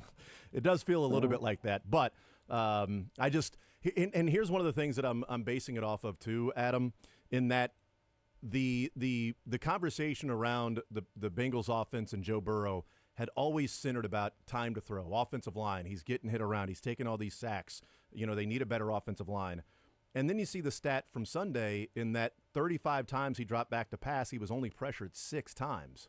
And they had that anemic of an offense. And it's just from a couple of years ago when they played in the AFC Championship game, Adam, when they had Joe Mixon, Samaje Perine, Tyler Boyd, Jamar Chase, and T. Higgins. On Sunday, it's more than likely they're going to have one of those guys on the well, 2 guys will be on the field. One of them will be playing for the Bengals. One of those guys will be playing for the Chiefs. I think that's sort of where my thought process is coming in on, T. Higgins, this is the last year. Maybe Yosevich is good. Maybe Jermaine Burton turns out to be pretty good. But it's been – Joe Mixon looked awesome with Houston, and Zach Moss and Chase Brown did not. It's been a changeover of their weapons that were a big part of their offense, and they haven't replaced or replenished those spots yet. Yeah. Well, that was my thought about the Bengals when they started to emerge. When they beat the Chiefs in the AFC Championship and came back to the AFC Championship game the next year. Would they do what it took to keep great players on the field? And certainly they did with Joe Burrow. But they're not. They haven't signed Chase. So they certainly might, but they haven't yet, and they're not going to sign T. Higgins to a long-term deal, and Trey Hendrickson is unhappy. So they traded Joe Mixon. I mean, I don't see an organization that's committed to do what it takes to keep a winning team on the field like the Chiefs have. I don't see that from the Bengals. I mean, they have a lot of good young players that they, and it's hard to juggle all that. I get that, but I just don't see them as a team with staying power. However, right now, I just don't think they're as bad as they played the other day. I think that's a better team. Maybe they won't be better on Sunday at Arrowhead, but I do think that's a better team than what we saw. Yeah. Also, for as much as we talk about the first couple of weeks, Zach Taylor's never won a Week 2 game. So there's that. The line has gone from 6.5 down to 6. I think that's maybe a little overreaction of, wow, it's almost 7. Let me go ahead and get it with the Bengals while it's 6.5. But the total has also gone up a point. So it went from 47 to 48. Adam, what do you think happens on Sunday, 3:25, when these two teams kick off? No, I like I said, I think the Chiefs are just in a better place than the Bengals are right now, and I think they're going to win this game. How about 27-17, something like that? I mean, I think they'll cover that spread at 6.5 or 6, and I think they'll.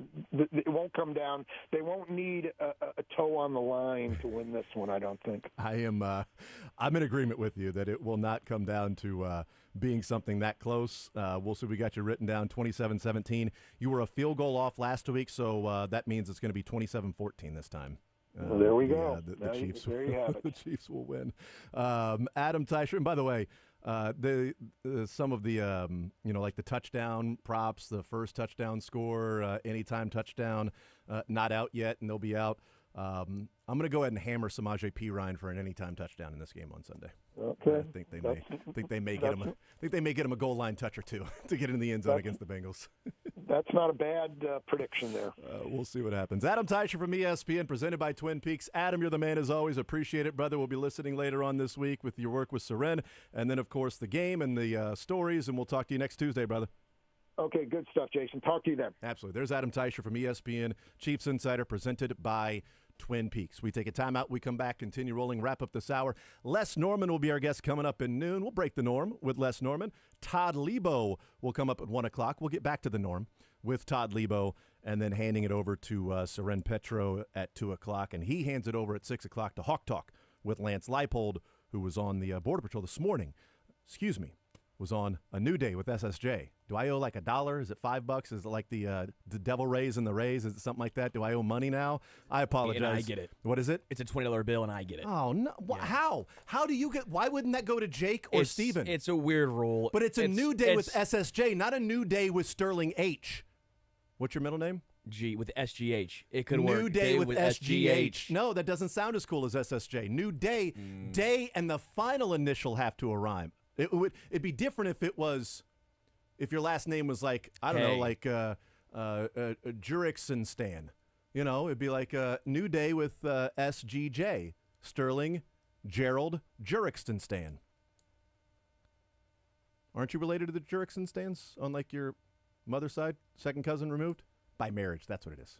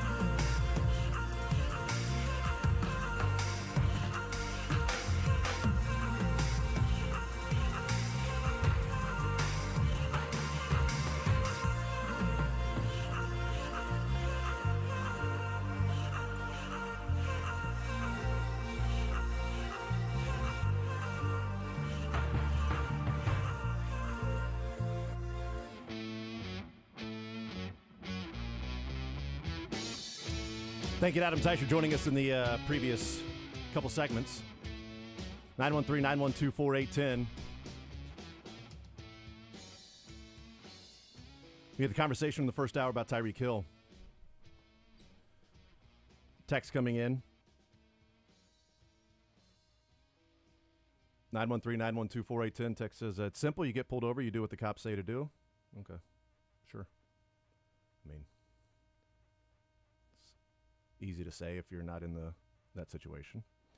I've seen plenty of people that are the just comply crowd that don't comply when it's their situation. Text says, what does the law say about the window? I actually don't know. I have no idea if you're required. But again, if it's in a torrential downpour, that's not what was going on there. But are you required to keep the window down when the officer walks back to their car? I have no idea. Text says, root cause speeding. If we can point to one thing that caused all the other reactions, it is the speeding. Well, yeah, of course. Speeding would result in everything that took place after that. Whatever took place after that is immaterial, doesn't matter, because if you're speeding, everything that happens after that is deserved. It doesn't matter because you can just go to the root cause of no matter what happens after that. He was speeding. It's his own fault, right? I mean, absurd. Text says, second officer is a Bills fan. Maybe. Playing against him in fantasy. Text says, I hate the just comply side. This isn't North Korea or Russia. It's a scary thought if we can't even question law enforcement. Text says the police definitely overreacted, but part of the reason they react so quickly is because they can tell that Tyreek was not going to cooperate, so sitting there talking to him was going to do them no good. All I know is the easiest bet was Tyreek Hill to score a touchdown. Oh, yeah. It's like the Scotty Scheffler situation. Throw it on Scotty.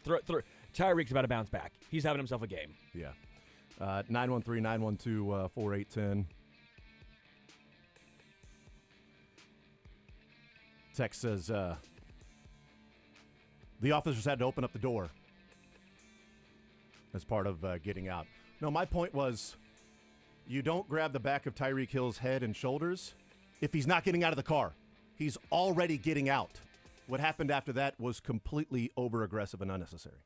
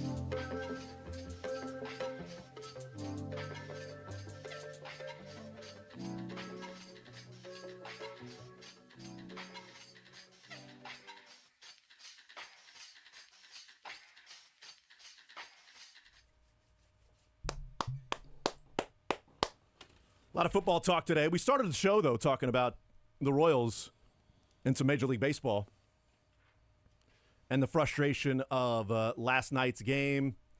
We are in that mode now where each game feels like it's more than one game. 17 games remaining in the season.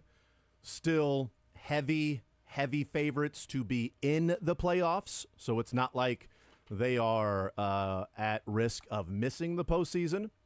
Still going to be in the postseason, but it does feel like each and every game feels like it's, like 3 games worth or like the opening day or something like that. 913-912-4810 is the text line. Let's go ahead and hang out with Les Norman, Breaking the Norm, presented by TruckMovers.com, First Federal Bank of Kansas City, and Biesterveld and Crook. Victim of a wrongful personal injury and seeking compensation, then call Biesterveld and Crook at 913-LAW-5050. That's 913-LAW-5050. Les Norman joining us here on the show. Les, what is up, brother? How are you? Fellas, what's going on? I'm under the wire today, man. Why do You you good? look so You look good? so nice, man. Yeah. Well, first of all, thank you. So I was it's my 3rd annual. I was presenting to the Kansas Parks and Rec Association. They do this annual little conference. Amy out in Schumer there? Linwood, and she was not. Oh, Nope. What about Rob Lowe? Chris Pratt? He was not. They were. That would have been better speakers. that would have been awesome. But yeah, just present there every year to a great group of people that are just coming through into Parks and Rec and talk about leadership, culture, fun stuff. And Nice. I came to Kansas City 29 years ago as a rookie call-up. I've made my home here ever since. When I got here, there was massive road construction, and it's still going on. I can't. ever expanding. When are the roads going to be fixed? Never. It's ever expanding. I Man. mean, you got the I-69 project going on when you're widening that. So yeah, it's I-70 to St. Louis is going to be widened. Like, gosh, that needed to be widened Agreed. before they even. It put should already be down- done. Yes, It should already be done. Like, it's ridiculous that it wasn't done before I moved back. to accommodate us. Yes. And stop inconveniencing us. But Yes, regardless come of on. that, I'm here with you guys, and that makes me happy. Well, I appreciate the effort you put in to be here. I mean, And it Side dressed up for roads. us. It's nice. Well, I mean, jeans and a sport coat. They say you can't dress a turd, but I guess sometimes you can. I mean, let's be real here. It's radio. Normally, it's Dylan's wearing a collar. yeah, why? Look at him. Why are you wearing a collared shirt? Dylan looks good. Why He are you looks like wearing a he should button-up? be like in Cancun right now. This is how bad it is, and how you we look great, Thank brother. you. Jason's Well, rocking this. This is how bad it is living or being in radio is when somebody wears a collared shirt or button. And we're like, why? What are you doing? You going golfing or something? But yeah, I'm rocking the uniform, That's which is solid. just some shorts and then the pullover with the brand new Unreal company Yeah. that just released this today. Nice. Today, You must know somebody. the Chiefs, yeah, our boys with the Unreal. The Chiefs are finally part of the Unreal collection, and it's UNRL, and they released their first drop of the NFL season today. They have 8 franchises that they work with, and finally the Chiefs have joined that group. Yeah. And That's feel this. pretty sweet. Feel this. That feel is this. a There's little light. Pants little light actually there. come with this too, by the This way. is a full it's a full jumpsuit? jumpsuit. Whoa, okay. Yeah, I know. I'm not wearing the full jumpsuit right now because it's a little too warm Yeah. to do that. But it's chilly here in the studio sometimes, chilly in the morning, right? So I'm like, let me break out the Unreal. They dropped it today. So while supplies last. That but, looks amazing. Looks comfortable, dude, it and is I mean, awesome, of man. course, Look at it's the back. Chiefs Stand- colors, show 'em the but back. The let me see back's the back. badass. Stand Show up, me get the- away from show me the- it. show me the Oh back. yeah. Oh yeah. Yeah. Very Yeah. nice. Dude, it's nice. So Dylan's got his collared shirt. You've got your sport coat, and I've got my my radio uniform with the pullover, the 3/4 with the Unreal Company drop that went down today. And This stuff's if, awesome, if dude. we took bets on who would be the least or the most underdressed, I'm You would not have won. no. Well, no. It'd be like plus 700 for me. Yeah. Like normally it's like You would have been the 4th betting favorite. yeah, exactly. Like who's the best dressed? Typically, No, it's sorry. Sterling minus Sorry. minus 950. Yeah, sorry. You would have been the betting favorite of best dressed. Yeah, best dressed. Who the worst dressed?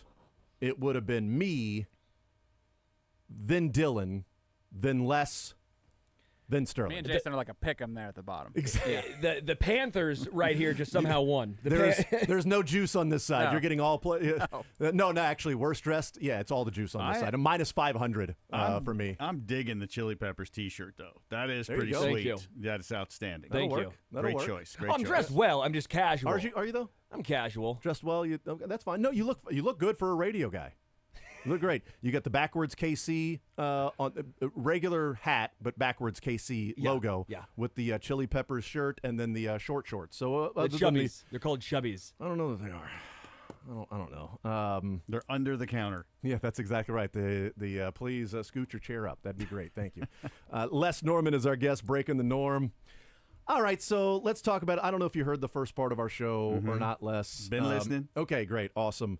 What do you make of the assessment on the decision last night? Sam Long was in the game, threw 22 pitches. I'll just restate it real quick. He threw 22 pitches, 4 outs, and he's a lefty. He went through the left-handed part of the lineup. Torres, Soto, and Judge coming up. Urseg was not available. I believe Daniel Lynch was not available. So your choices are, since you've already gone with Long, MacArthur, Bubic, Schreiber, Stratton, and Hernandez. You're not throwing Stratton and Hernandez. I'm guessing the thought process is Bubic for the 8th, Schreiber for the 9th. That leaves MacArthur to get 2 outs. Can you get 2 outs with MacArthur in there? He didn't come through. The decision, Les, to me, is defensible. It's understandable. It ended up not working because a guy didn't do his job in MacArthur. Guys aren't going to do their job every single night. I don't know how long you would stretch out Sam Long if he was at the end of his rope, and if he left Sam Long in for one more batter. Maybe Torres takes some yard and it's a tie game when we're going, why? Right. You know, who knows? But Hindsight. yeah, so that was my thought process after letting the emotions calm down a little bit. What do you make of the decision last night, Quatrero, and then obviously, we'll talk about MacArthur a little bit. Sure. I think that they got Long out of there when they did, because when he first came in, he was missing pretty badly. Mm-hmm. I mean, his curveball was way up, his fastball was way up. He was trying to hit the corners, and it just wasn't working. He had to fight behind in the count almost the entire time he took the mound. I mean, I don't know what his warm-up session was like, but when he came in, it was like he was still in his warm-up session. He struggled. Mm-hmm. So I feel like maybe that was a roll-the-dice thing. Like, okay, we escaped with Long not having very decent stuff right now, so let's go ahead and maybe have a fresh arm. And yes, when MacArthur struggles, he blows up. He doesn't just like struggle, fight your way out of it. He blows up or he's lights out. At least that's what it feels like. So I feel like the process was Long didn't look as good as he could have, and maybe we dodged a bullet here.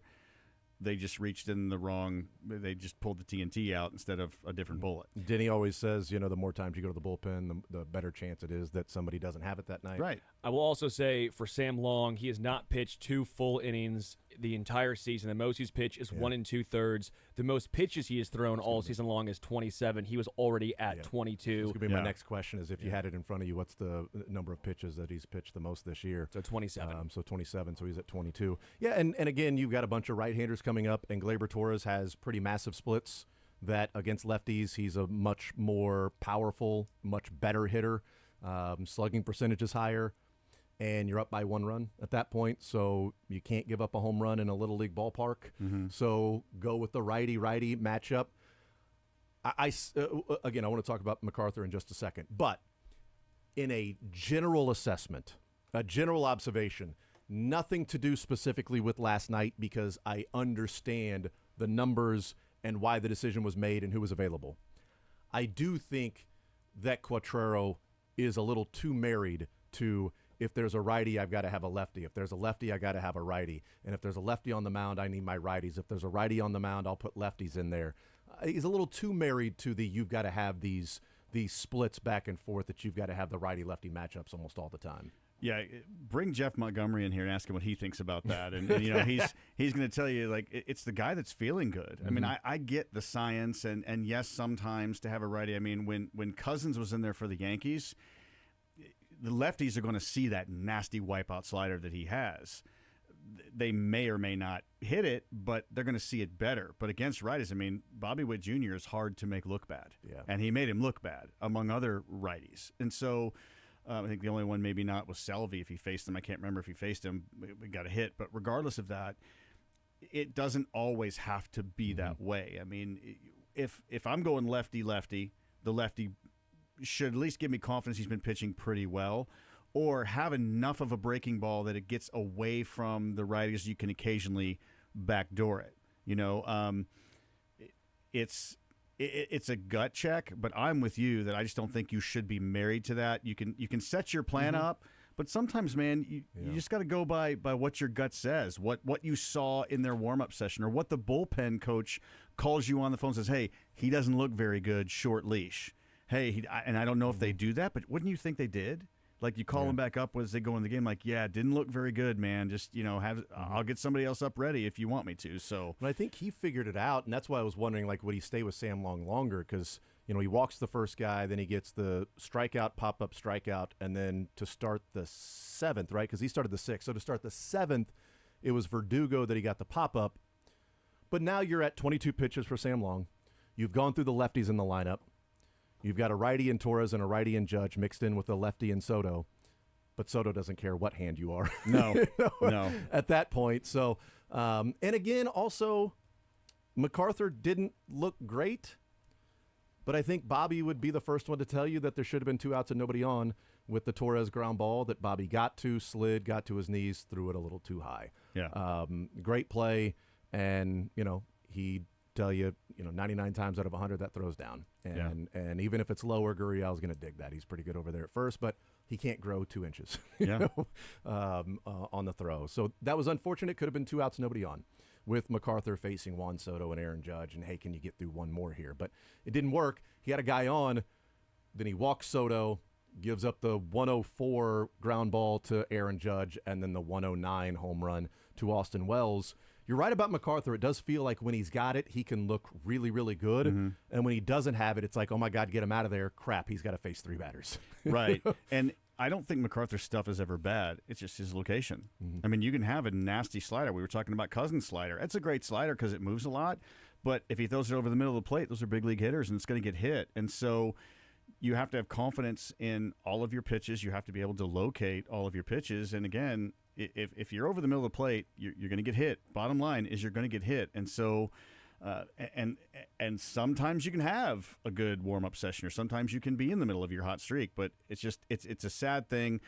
The interesting thing now is, and again, I'm not taking it for granted. Anything can happen. It's likely. I think we're still over 90% chance the Royals are going to make the playoffs, right? Last night before the game, it was like 95-point-something%. Yeah. I'm sure it's a little bit lower now. 93.4% is what I have. There you go. And so there's still a most likely appearance for the Royals in the playoffs. But right now, this bullpen is pitching on whether or not they're going to appear in those playoffs, because you don't need your entire bullpen. You don't need all 5 starters in the playoffs. You need your hot hand right now. And when you see that middle bullpen that blows up a little bit, it starts to make you think, man, gosh, if we get into the playoffs, because you don't want to put the cart before the horse, but if you get into the playoffs, who's going to be that guy? Yeah. Because you don't, especially if you're in the wild card, you don't have a 7-game series to get right. You don't have the opportunity to have a day off, because that could end your playoffs in 1 inning. But you also do have the luxury of not having to worry about who's going to start Game 4.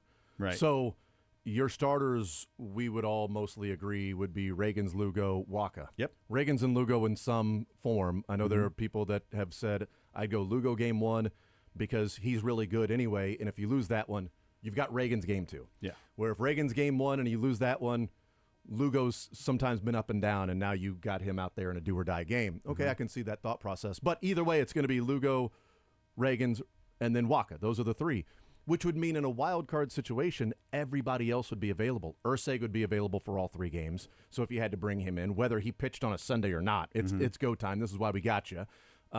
Singer would be available if need be. Michael Lorenzen is making a rehab start tonight, so I expect him back this weekend. Therefore, Alec Marsh would be available. I don't think they're going to send Marsh down. I think Chris Stratton gets DFA'd when Michael Lorenzen makes his return. Marsh goes to the bullpen as a long-inning relief guy, or a 1-inning. We're going up against right-handers. Maybe the same situation less happens in New York in the wild card, if that's what happens, and it's Game 1, and it's in the bottom of the 7th inning, and there's 1 out, nobody on, and the top of the lineup turns over, and there's you need a righty. maybe Alec Marsh is on the mound then instead of MacArthur. Yeah, I'm right now.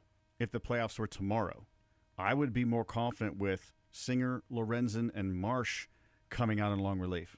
I just would. Yeah, Lorenzen would be there. Maybe Lorenzen is a guy Yeah, that they go to. Lorenzen's done that a lot in his because he's been a career. reliever too. Yeah. But I mean, just the confidence side of things and their ability of experience, just to have pitched a lot, and when a bullpen guy is not pitching well on a consistent basis, or it's a feast or famine, it's not an anomaly. If a good bullpen guy that blows up once every 15 appearances, that's an anomaly. And, that's just bad luck. You can't foresee that. But if a guy's in a streak of getting lit or he's over the middle of the plate consistently, man, you don't have that luxury of 5 or 7 game series. You've got to go with what you have. And right now, for me, that's Singer, that's Lorenzen, that's Alec Marsh. I don't care if he got sent down. He's got great stuff and can be lights out in a relief situation. I think Stratton, when Lorenzen. I mean, what do you real quick, Sterling? Yeah. What do you think when Lorenzen's healthy? Knock on wood, the rehab start goes well tonight. When Lorenzen is back, does Marsh get sit down, or my guess is Stratton's DFA'd? Stratton DFA because you want to get Marsh. I think some bullpen. More bullpen experience this season. He needs to throw to prepare for the playoffs. Yeah, agree. Yeah. And then with Brady Singer, we kind of talked about it a little bit earlier, but I think we're maybe being too positive and that he can just all of a sudden go to the bullpen and do what he's been doing, the 3-point-something ERA, the fastball plays up, because it's just a different experience when you're getting ready all day as a starter to go into a game versus knowing I have to do this right now. This is who I'm facing.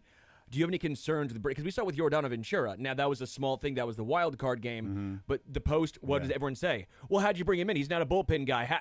Even though he had great stuff. Yeah, but also that was like you're going to the bullpen because you need a strikeout guy. Your bullpen's one of the big reasons you were there to begin with. So you went with a guy who didn't bring you to the dance, and you had guys there that was their job, and they were damn good at it anyway. But this is a different situation where I go to Schreiber or I go to Singer. Yes. But to your question to Les about just that easy transition. Yeah, what is that like for Singer? Are we maybe putting too much praise on Singer being able to do that without seeing if he can actually do it first? Well, I think you got to cut him some slack a little bit in the sense that there is a difference between a starter preparing all day, the night before mentally to start. I mean, it just doesn't start on game day, whereas you don't even know your situation. You just know you're coming out of the pen and wait till that moment to see. But the difference you're going to get between Giordano Ventura and Brady Singer, first of all, Giordano had a lot better stuff than Brady does, but he was really young, and he got really hyped up. And we saw oftentimes with Giordano, he could be immature at times in how he pitched because he was so emotional and so animated, and you would sometimes instantly see that effect where he would walk a guy trying to overthrow, and his movement was crazy, but it was 4 feet high, where whoever was catching, I mean, it was just hard to be able to get it. Singer's going to be around the plate a little bit more. He's got a little bit more experience, I feel like, in his big league career. So I feel like he could handle that situation okay. I still get concerned that he doesn't use his changeup very much in his repertoire. I did like the fact that because he's a short armor and drops his elbow down, his 91 to 93 fastball last night looked like it was 96, 97. I mean, when that one time he threw a 91-mile-an-hour fastball by Aaron Judge, by him. And it was because of the deception of it, not that the radar gun was off. So I think that Brady Singer's experience will serve him, given that's the situation presented. And he may not need the changeup if he's brought in for an inning that he's going to be facing a number of righties. Yeah. It's like, all right, this is 4 righties in a row. His sinker's good enough. Yeah. So I still would like him to mix in every once in a while. And I do wonder what somebody like that would look like, what an Alec Marsh would look like if it's a 1-inning max effort guy instead of you've got to pace yourself for 5 or 6 innings. You're throwing 95 to 100 pitches today. So the first and second inning, you're not wearing yourself out, all right? Yeah. You pitch to what your level of pitching is. So if you're working around 96, 97, then you're working 96, 97. It's like, well, he works at 96, he can touch 99. Well, he's not touching 99 in the first or second inning. If he's a 1-inning relief guy, then maybe he hits 99 a couple times if he needs to rear back and really find that to get through an inning or to strike somebody out. That's the one negative about using a starter in a relief situation when he's used to starting is if he goes in and he throws max effort, He's not used to doing that. I mean, Justin Verlander in his career would be 91 to 93 until the fourth inning. Then he was 95 to 97 until the seventh inning, and then he was 99 to 100. And he talked about that often. I just get warmed up, and I get more loose, and I just feel more comfortable. So his speed increased as he went, and that's what made him effective during those prime years of his career. Whereas a guy like Singer, if he does that and goes max effort, even if he has success, you've lost him for 3 or 4 days. Yeah. And so now he can't start or relieve. And if you get through that early round of the playoffs and then you need him, he's not going to be early. So if you can get through to the second round and then all of a sudden he's better, great. But you also max effort from a starter into a bullpen early on. Is it going to affect their control? Yeah. Because they're just not used to that. The arm slot might be different. The strain on the shoulder, the elbow might be different. So you are rolling the dice a little bit. You want to go with experience, especially when a guy's not hot, but you lose a little bit on the backside. So the Royals, with their 94% chance of making the playoffs, Les Norman is our guest, 17 games remaining for this team. How much do you think the coaching staff, Quatrero, the pitching side, how much do you think they will, for lack of a better term, experiment, or maybe just figure things out now for the postseason, putting guys in different positions to see what you have when it comes postseason time? Is there an element of that with 17 games remaining, or you worry about the postseason? If you've got somewhat of a buffer that you're 5.5 games up with 17 to play, like there's going to have to be a catastrophic collapse for you to not make the playoffs. Is there, or should there be an element of Quatrero and his coaches figuring some things out? All right, if we're in a pinch here, this is what we got to see if this guy can do that. So we're in Yankee Stadium, and if we need MacArthur to go out there against the top of the Yankees lineup, I need to know what he looks like. We're putting MacArthur in. Now I know in the playoffs we're not putting MacArthur in that situation because I know what he looked like, even though he had looked awesome for 14 consecutive outings or whatever. Yep. He blew up there. All right, we've seen that, done that. That's checked off the list. We don't have to go in there blind. Mm-hmm. So you're a baseball dad, baseball coach. How many times have you heard, and your son's young, but I coached my kids all the way through their senior years of high school. And how many times do you start planning ahead to the championship game and you save your best pitcher who never innings. gets to be able to get out there because you tried to save him and it backfired on you. Yeah. So I say go with what works for you and don't tinker too much, because even though 94%, we say the word, except for a catastrophic breakdown where they lose a bunch of games, that's still a possibility. Yeah, I mean, we're just coming off a 7-game losing streak. And I still think you get to a point where you're just about guaranteed. And then if you have the luxury of using that situation, then absolutely, sure, go ahead. Yeah. But if it ain't broke, don't fix it, because if it doesn't work and then all of a sudden you do make the playoffs by the skin of your teeth and you almost blew it, now there's a different vibe. Now you're playing to not lose instead of playing to win. And this Royals team is better when, even if the whole world doesn't expect them to win, they're going out there every day playing not with arrogance but with massive confidence. It doesn't matter who our opponent is. I don't care if we're playing the Indians or going into Yankee Stadium in their bandbox. I saw the stat last night that in Yankee Stadium, home runs 51. Aaron Judge in Kauffman Stadium, 36. Yeah. I mean, he's barely ahead of Bobby Witt Jr. at the time then. So, if it ain't broke, don't fix it. I wouldn't play around with that yet. If you have the luxury, sure, absolutely, it's a good call. But I wouldn't mess with it, because you still have to you have to still clinch. Yeah, and I don't think last night was that, like, let's put MacArthur in this situation in case I think it was, what we talked about as the decision that was there. I just didn't know if managers did that towards the end of the season of, I need to know what I have in this guy, or we've gone through 162. I should have a pretty good idea of what this guy is going to do. But just as the ninth inning is different, ask Jeff Montgomery. Like, closers, like, well, somebody's got to pitch the ninth. Yeah, well, you'll bring your best guy in the eighth, and then, you get through that tough part of the lineup, and then this guy should have an easier part of the lineup in the ninth. Yeah, but the ninth is different. We've seen that. We've seen guys who have been awesome, and then they get into a closer's role, which is also what kind of made it impressive about HDH, is that all three of them closed at some point, and all three were awesome closers. Right. And, even though the ninth is different. And the inning didn't affect their mindset. Exactly. Even if they went in the seventh inning, Wade Davis goes in the seventh inning. To him, it's not the seventh inning. Right. I'm just giving you my ninth inning stuff. Yeah. Same with Herrera, and then Holland just got to throw the ninth inning. Yeah. But it didn't matter. You could have mixed all those guys up, and it wouldn't have made a difference. We just found a groove. But Monty always talks about, the ninth inning is different. And so, you put a guy in there, just as the ninth inning is different, I think the sixth inning in game 150 is different than the sixth inning in game 2 of the wild card down 0-1. So, you need to know what somebody has in here when they're going to the mound and facing off against one of the best hitters in baseball. Do they have it between here to hit the glove and to focus in and not have everything sort of overwhelm them? Just quickly, I'd also say, too, if you start messing around near the end of the season, it also factors in who do you want to play in the first round. Yeah. I mean, seriously, do you want to go against a team that owns you all year? Or if you still go out and try to win and then you get a lesser opponent. I think I saw the other day the projected a day or two ago was if it ended today, we would play the Orioles. Orioles are tough, man. They're pretty hot right now, and they're doing well. So you don't – whoever your opponent is your opponent. You got to win regardless. However, if I want to play one-on-one, I would – no offense to you guys, but I'd rather play against either one of you than somebody that is 8 feet tall and averages 50 points a game. I don't know. I'll take my chances. Quicker run that 8-foot guy. I think you can get some easy buckets. Well, I'm not a good shooter, so we'll just say that. I would rather go to Cleveland than go to Houston. Yep. But Cleveland's going to have a higher seed than Houston. They're 5 games up on the Astros right now for the number 2 seed. Absolutely. So it's either, at this point, the Royals are going to go to Baltimore/New York or go to Houston.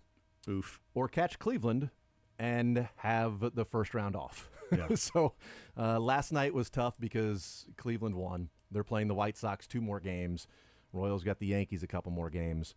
But then after that, the Royals' schedule lightens up, and it's roughly the same as the Guardians the rest of the way. They don't play each other, but it'd be nice if the Royals could win the next couple of games and only be 3.5 out, or if the Guardians were to lose one of the next 2 nights, maybe you into this Yankee series / Guardians White Sox 3-day stretch where you're still 2.5 games out.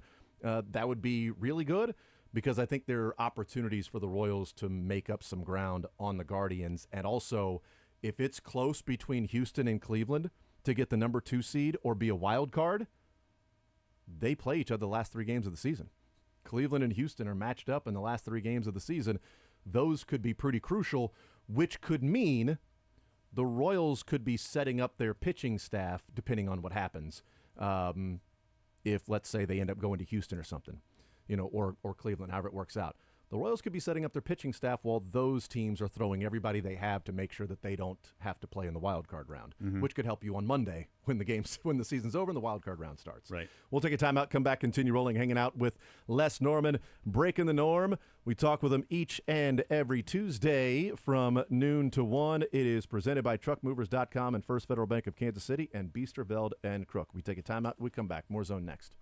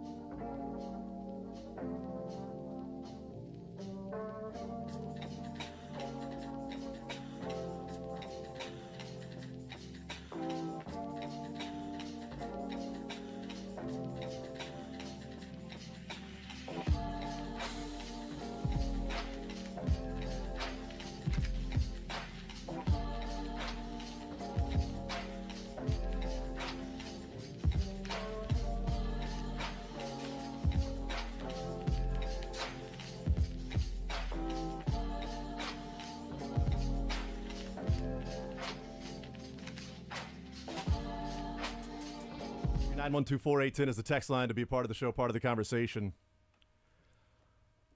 I know that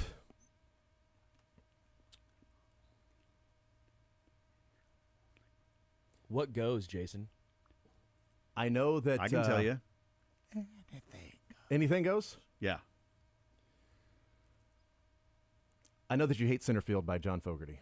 Thank Okay, you. Thank because you. of the whole. I'll take Def Leppard any yes, day of the I know week. you do. But let me ask you this, because they're remembering James Earl Jones. Oh, man. How much was Field of Dreams a part of like your baseball background? Like, for me, it was one of my absolute favorite films. I think I've seen it like 150 times. Mm-hmm. I think I could have quoted the entire thing at one point. All the different speeches, Ty Cobb's speech about, I would have played for free, riding on trains from town to town, brass spittoons in the lobby, brass beds in the room. There was a fan rising to their feet when the ball was hit deep. Shoot, I'd have played for nothing, right? And then you got Moonlight Graham and, of course, James Earl Jones and the baseball speech. As a baseball guy, how much was like Field of Dreams, or was it? I don't know. Maybe it was like John Fogerty in center field. You can't stand people talking about it. Any baseball movie, Yeah. I love. I remember, watching the old movie Long Gone about the minor league, the Tampico Stogies, and, Field of Dreams. Just all the baseball movies are great, but I could listen to James Earl Jones narrate for hours. I could, I don't necessarily like a lot of audiobooks when I'm driving. I'd rather listen to music or a podcast. No, you're not a music guy, but if it was the worst book in the world and James Earl Jones was narrating it, I would listen and be lost in it. What an icon of an actor, an incredibly powerful voice, and my gosh, who doesn't want to listen to Darth Vader talk, right? Oh, I agree, yeah. People will come, Ray. Yeah. They'll come to Iowa for reasons they can't even fathom. They'll pull up your driveway, not even knowing for sure while they're doing it.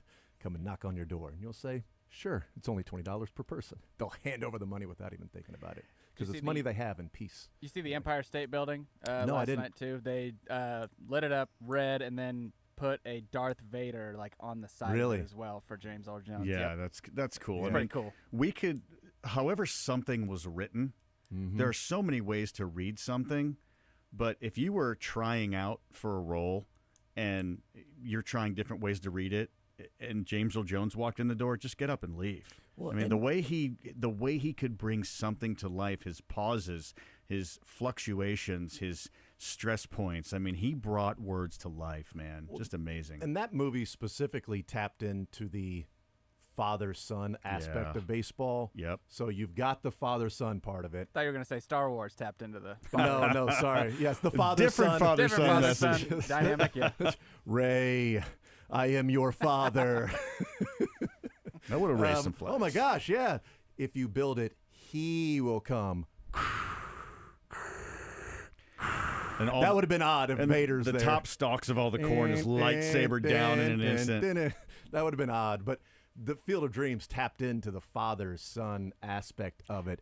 And just like watching your hero, especially for the fathers at that point. Like I was the son part of it and growing up. But the father part of it, when it's like, they'll sit out and they'll find they have reserve seats on one of the baselines, and they'll watch their heroes, and it'll be as if they're kids, and it'll be as if they dip themselves in magic waters. The memories will be so thick they'll have to brush them away from their faces. Like, there's so much of that movie that can be viewed as corny. Never. But not to me. Nope. To some people, not to me. But like that aspect of like the father-son part of baseball is it just taps into the emotions, and then remembering, like you hear that speech, like it's a great speech, right?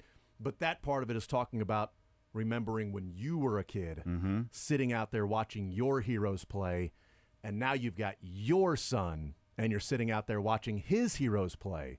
It's just awesome. You remember me sitting here crying like a baby when I told you a few years ago the first time I played softball with my oldest son. Yep. And now getting to play with both. And I remember the first time I watched Field of Dreams, man, I bawled like a baby at that scene at the end. Too bad if you've never seen it and I'm spoiling it, but when he was playing catch with his dad, and even the Moonlight Graham part where he steps back across the line and it's over. That just reminded me, man, I waited my whole life to play a year and 64 days.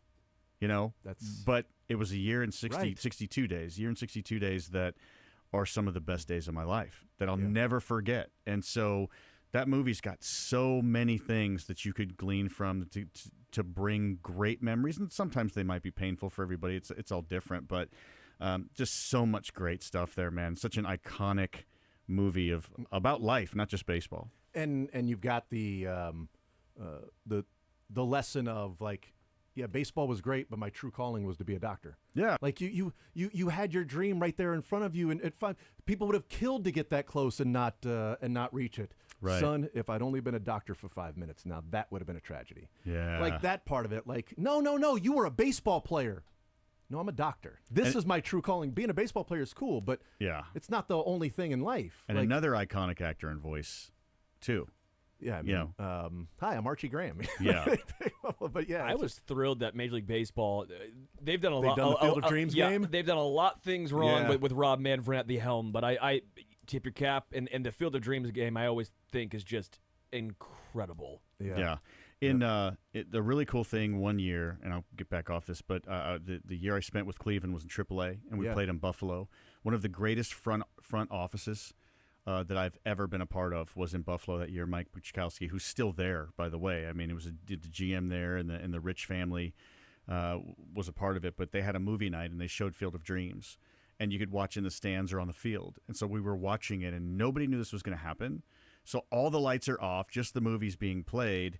And at the not Field of Dreams, I'm sorry, the Natural. And so at the Natural, when he hits the home run and the lights shatter, they had fireworks attached to the same section light standard, and they went off and jumped, and we're all like jumping like it was the best thing ever. So all these baseball movies are just incredibly amazing and life changers. I make fun of one of my friends because, at the end when he says, "Hey, Dad, you want to have catch?" He hates that part of the movie, and he's like, "It's just nobody would ever say that." I said, "Let me get this straight, dude. For an hour and 45 minutes, you have escaped reality that ghosts are back playing baseball in a cornfield. But Dad, you want to have catches when you're out? I'm out. Nope, that's not real. That wouldn't happen. The other things, the ghost coming back, Shoeless Joe, his dad, all of that stuff, plowing his corn to build a baseball field, getting away with kidnapping, that's right, losing your farm, right? All of those things that can happen. But he would never say, "Hey, Dad, you want to have catch?" So it's like watching a superhero or like supernatural movie with a nurse or someone in the medical field, and as soon as they get into a hospital, it's okay. I'm going to take a check here of every little thing that's wrong and point it out. I do the same thing when sports media is involved. Is he saying? Okay, come on. Is he saying that he should have said, "Hey, Dad, do you want to play catch? You want to play catch? Do you want to play instead of have? You want to have a catch? You I know, think- it's like, I- you wouldn't say. But there are areas of the country that say have a catch. Yeah. The East Coast. Yeah, the I East think Coast, it's the East East Coast Coast. says have a catch. No, Iowa. Well, I've had okay. If he wants to be, it is And Ray heaven. Liotta. Where's Ray Liotta originally from? Because that might tell it. Is he a New Yorker? Well, it was Costner that He's said from you want to have Jersey. catch. I mean, Well, Costner's it wasn't Ray Liotta. Okay. This guy. Kevin Costner. Yeah. Where's Kevin. he from originally? Because Ray Liotta is from Jersey. Montana. Well, It's a John Dutton. John joke. Dutton reference. Yeah, John I've been Dutton binging right reference. now to Okay. prepare. Well, I I'm didn't know with if you. that got lost there. But No, No, not lost on me, buddy. sorry, I was doing research here. I was trying to be studious, Dylan. Yeah, he's from California. He went to Cal State Fullerton, so I'm guessing he's from Cali. I know a lot of East Coasters Did say. you know he played baseball at Cal State Fullerton, Sterling? Okay. Can I good. finish my statement? Congrats on that. I know a lot of East Coasters say have a catch instead of play catch because I've gotten many an argument when I lived in Philly. No, that makes play sense. catch. Yeah. You're playing. Yeah, it doesn't bother me. Didn't ruin the movie for me. Bottom line. No, it did not. I know we got to take a break, and we only have like a short segment left. But a minute and a half I'm going to spend here asking you about we should spend more time here, but Dylan says we're good. Cool. Next hour and 20 minutes. Sweet. Let's talk about this now. Seren, go ahead and kick your feet up. We're going to be here a while. Program will start at 3 o'clock. The impact of Tommy Pham in the one hole as the leadoff hitter. What have you seen from the lineup? What have you seen from him as to what he's brought to the table by now being the leadoff hitter? Well, I will say that we've spent the year trying to figure out, can anybody fill it? I mean, we already know what Tommy Pham brings to the table. We already know his fiery personality, his intensity, his work ethic, his discipline, all those things. When he, like last night, you turn the game on, and I look at his face as he walks into the lineup. You get the close-up of Tommy Pham coming in. I'm like, oh, something about ready to go down. That's what I want in my leadoff guy. I want gritty. I want win or lose an at bat. I want battle. You know you're coming to war when you face Tommy Pham, And if he swings at a bad pitch, like there was one pitch last night that he wasn't even close to. He almost slipped and fell. It Yeah, seemed like, but nobody is more angry than Tommy Pham in that moment. So you don't have and to nobody's spend going to say anything to him about it. True that, because he's going to take this foot and hit you on that side of your face. That's right. So yeah, I love him being there, regardless of whether you like that personality or not. And I made the joke about him smacking Jock Peterson in the outfield when they were with the Giants or whatever. But regardless of that, I love what he's done. I love the example. I love the fact that he's gotten on base. He can hit home runs. He understands the game. He is a student. And if your kids, like him or not, want to ever model somebody with a great work ethic, and he came right in and didn't miss a beat, and I love that. Did you hear the clip on the Rich Eisen show of Bobby Witt and Vinny Pasquantino? Yes. Let's play that again in case people missed this. This is them talking about fantasy football, which is what happened with the Tommy Pham and Jock Peterson issue. But Tommy Pham, now a member of the Royals, and Rich Eisen asking Bobby Witt and Vinny Pasquantino about their teammate Tommy Pham.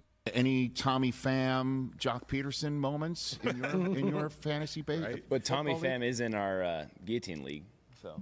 Tommy Pham is on the team. Yeah, he's on the No, Royals. I know that. he's in So there. that's why I'm asking. Yeah. I mean, he told me to set a timer yesterday or 2 days ago during the draft. I set a timer immediately.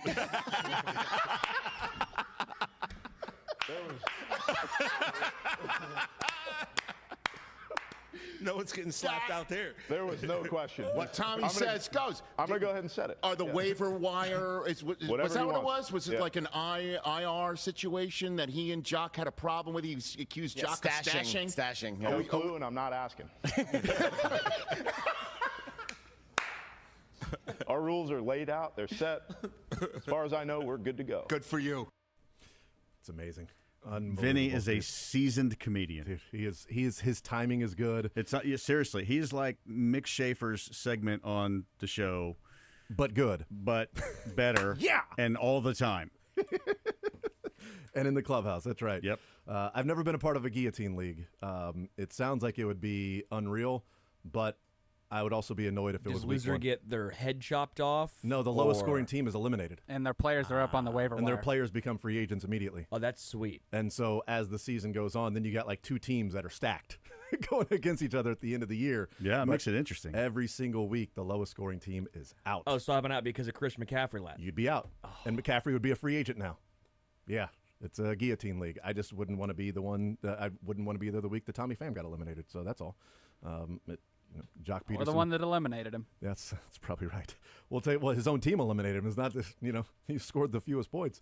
We'll take a timeout. Wrap up this hour with Les Norman coming up next.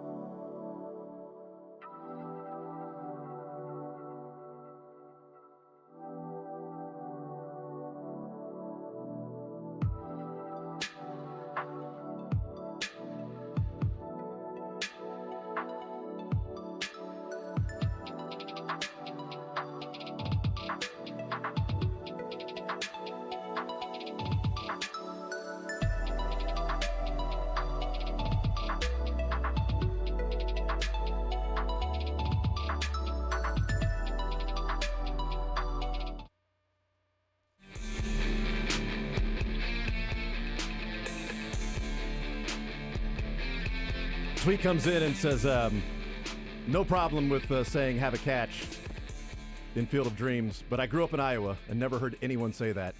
Well, the screenwriter is Phil Alden Robinson, and he's from New York. See? He's from Long Island, New I York. told you. So It's he the wrote East script. Coast bias. That's what it's got to be. There you have it. Yes. And then the guy that wrote the book is from Alberta, Canada. Where they have So- occasionally strong coffee. Do they? In my experience. He wrote the Shoeless Joe book, which would then became adapted in the screenwrite for Field of Dreams. The But basis for it. Yeah. I like the book. was the book better? No freaking way. You know who's better? Less, Norman.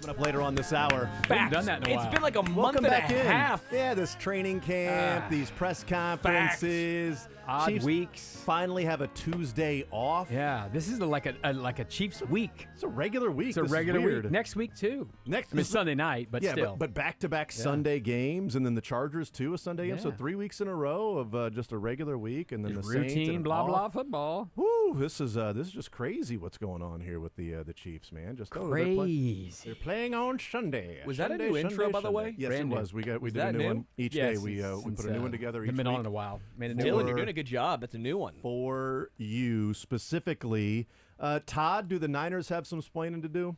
Yeah. They have some explaining to do. If people missed it, Jordan Mason had a great game last night. He had 28 Why carries. was he playing? The most carries since high school because Christian McCaffrey was ruled out Yeah. about an hour before the game started. So the game was what day of the week? Game was a Monday night. Monday. Yeah. So he was ruled out on Monday. Luckily, everybody in fantasy football was all good. From gambling. No big deal. And I am irate. I am livid. I am irked. yeah. You had you have a rough story? Did you lose your fantasy week this week because of McCaffrey? I had to chug a beer at 8 a.m. this morning because Your last league place is troublesome. Because it's Tuesday, or Yeah, it's because last place, lowest point score. Sounds Yeah. like that's more than just one. I lost player's. by 4 points Yeah, because of McCaffrey. I would have won. So you And Is this a McCaffrey. one team? So you played against the second lowest scoring. Correct. What a matchup! What a matchup! And so you just had a 0 for your running back I had a 0 because it was a Monday Night Football. because and your lineup was set. well, and I didn't have Why didn't you play Jordan Mason? I didn't have him on my bench because I want to called see a how handcuff. the pecking. I wanted to see the pecking order was going to play week 1 because McCaffrey said he was going to play. Could you have even put him in yesterday? You couldn't not have even put on him his in. bench. If I would have dropped Christian McCaffrey, Okay. then I could have picked up Jordan Mason. That would have been the move right there. You wouldn't be Hey, 0-1. but you'd still be the first on the waiver wire because you're last anyways. No, he would have won. Maybe you'd have won. He'd have won that game with Jordan Mason. You lost by 4. You know, who picked up Jordan Mason on the waiver wire already just to make sure. Probably You. This guy. No, probably Hamburglar. Oh, because you got first pick on waiver I wire? get first pick on waiver You guys wire. don't do the free agent auction bid? We the do, fob we do stuff? we do Yeah. points. Yeah. Yeah, whatever. So they say last night So here's Jordan in Mason. the Let's- afternoon, they're like, Christian McCaffrey is not playing. Yeah, so okay, 6 fine. o'clock, we find out that Christian McCaffrey isn't playing. Post-game after Jordan Mason's, clip number 3, post-game after Jordan Mason's great game with Lisa Salters. Here's how that sounded. When did you find out that you were going to be starting? When did I find out? Maybe Friday night, something like that. When did you find out that you'd be in the starting lineup? That question right there is why I'm at. That's why I don't like really talking to media, because you say one thing wrong, and then, I don't know. Just skip that question. Okay, so what I would like to know is, one, it's not the media's fault for asking the question, but also, what did you get wrong? Yeah. You say one thing wrong, and then, so what did you get wrong? Did you get it wrong because you weren't supposed to say that? Or did you get it wrong because you were just saying something off the top of your head and you really didn't find out Friday, and maybe you said it just to sound good. That I have no idea. Like, what did you say that was wrong? Is Friday actually Friday, or since you're playing on Monday, was Friday a Thursday? Friday game, I mean, a who knows? Saturday? You know, these guys, I don't know if Your they Friday even know was what a day it is. Saturday. Either way, then it wasn't today. Here's Kyle Shanahan after the game being asked about Jordan Mason starting, being told he was going to start, according to him, on Friday night, and if anything happened with McCaffrey to have Mason in the game starting and McCaffrey inactive. I never told Jordan he was going to start.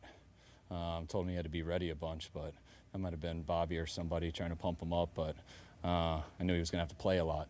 I told him that he was going to have to, it wasn't going to be like usual. He was going to be a number 2 back that was splitting a lot of the time. But no, he didn't know he for sure was doing that till today. Did Christian have some sort of setback on Friday? Is that? No, he didn't have a setback. I mean, it was on and off throughout the week. He was able to practice throughout the week. Just it was always bothering him to a degree, and sometimes it goes away, sometimes it comes back, and today was bothering him a little too much to where we didn't feel good about it. So there's Kyle Shanahan. Innocent mistake. It's what Jordan Mason said, and then Kyle Shanahan. He was deemed inactive an hour before the game, changed a lot of the lines.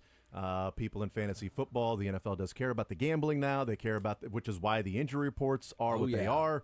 The Once 49ers, you get in with betting, Here's you my have to question. be transparent. Did someone with the Niners get to the kid by the time he got to the podium? Yes. Or did he just get on Twitter and see, someone had to go oh my outside, gosh, he knew he was going to go on Friday and all this stuff? It's also true. He could have been correct where he means, I just got to be ready just in case I'm getting a big it was asked, workload. when were you told you were starting the game? I get it, But but he did say probably, and he didn't say Kyle Shanahan told him. Yeah. And Kyle, you could have a running back coach. Listen, you're going to be starting this game.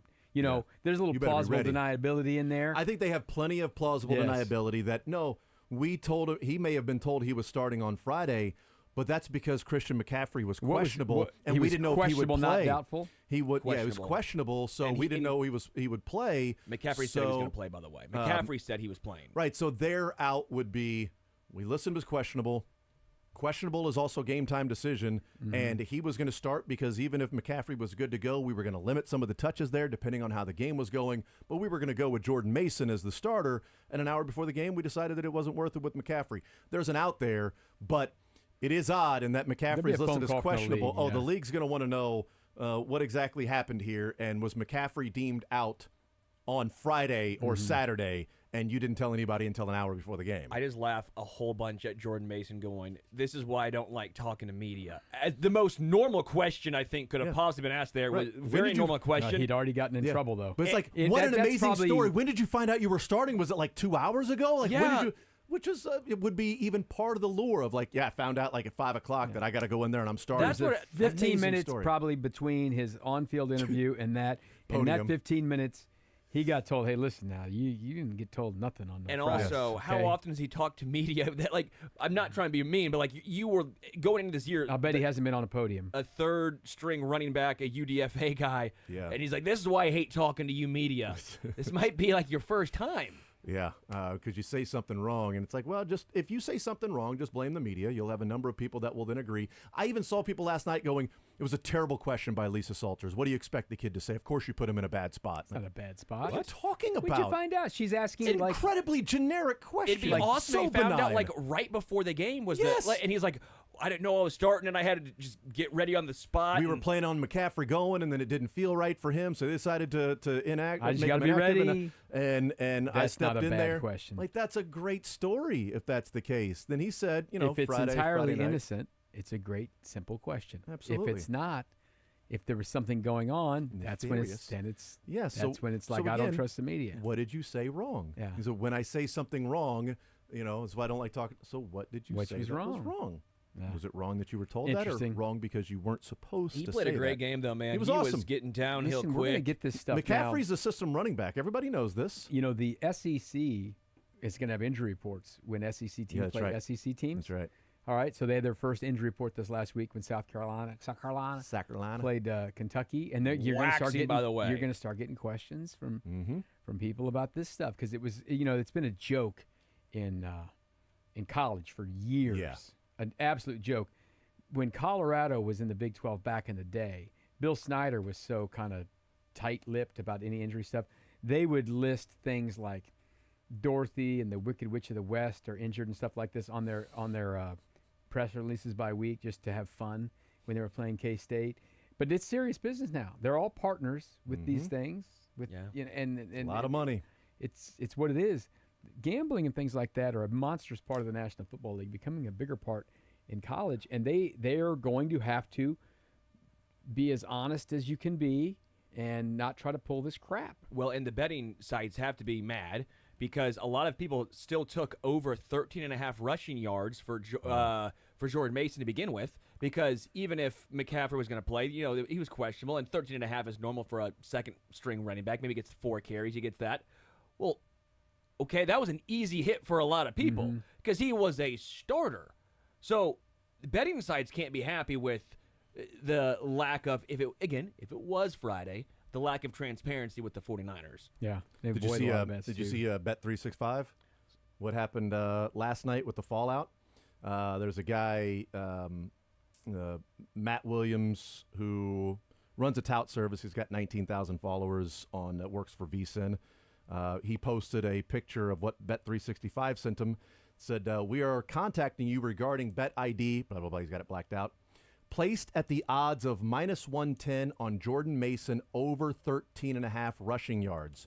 We have identified that this selection was placed at incorrect odds, and as such, in accordance with our rules, will be settled at the revised odds of -5,000 after the fact. So you get a and penny? He placed that. He's got the paper trail. He placed that before McCaffrey was out. He just said this is good value, that if McCaffrey, even if he plays, this is great value. Bet365 is now updated as of this morning. Jordan Mason over 13.5 rushing yards.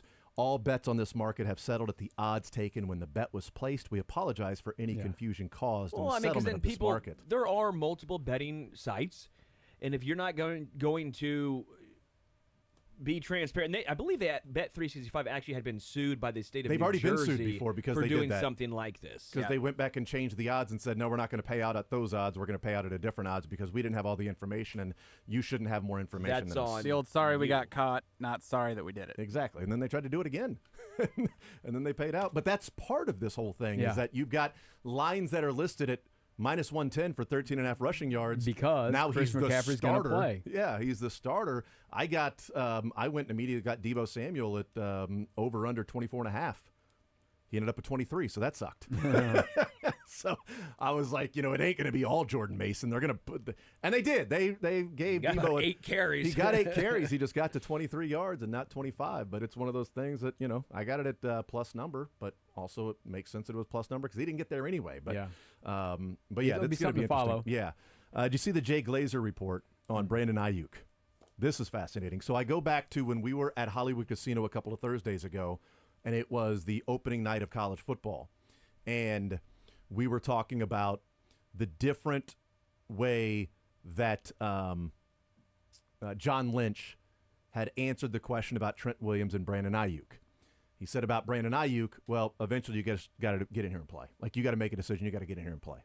Trent Williams, he said, well, we're working with a guy, and, this and that. He's a, veteran, and he was very complimentary of Trent Williams' holdout, but enough with Brandon Ayuk. We're like, so why did they handle that differently? Like, it sort of felt like John Lynch was saying, make a freaking decision. Either you want to be traded or not. We got to figure this out. Well, here's Jay Glazer with his exclusive report.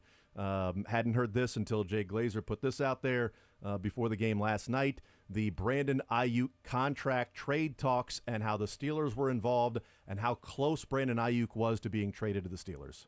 The day it actually got done, the 49ers were trading him to the Pittsburgh Steelers. It was already en route there, and then all of a sudden, Brandon Ayuk happened to show up early to the facility that day. Went downstairs, tried to meet with Kyle Shanahan. Kyle Shanahan was trying to get in touch with the front office, but they couldn't take his call because they're trying to get the trade done to the Pittsburgh Steelers. So Shanahan actually ran all the way upstairs, said, hold this, let's put a hold on these trade talks right now. Pittsburgh, we'll call you right back. They went down and talked to Ayuk for about 2 hours, and they said, look, you have until the end of practice. We're either trading you to Pittsburgh today, or you could take the deal that's been on the table. It's up to you, but you have till the end of practice. He says, this is where I want to be.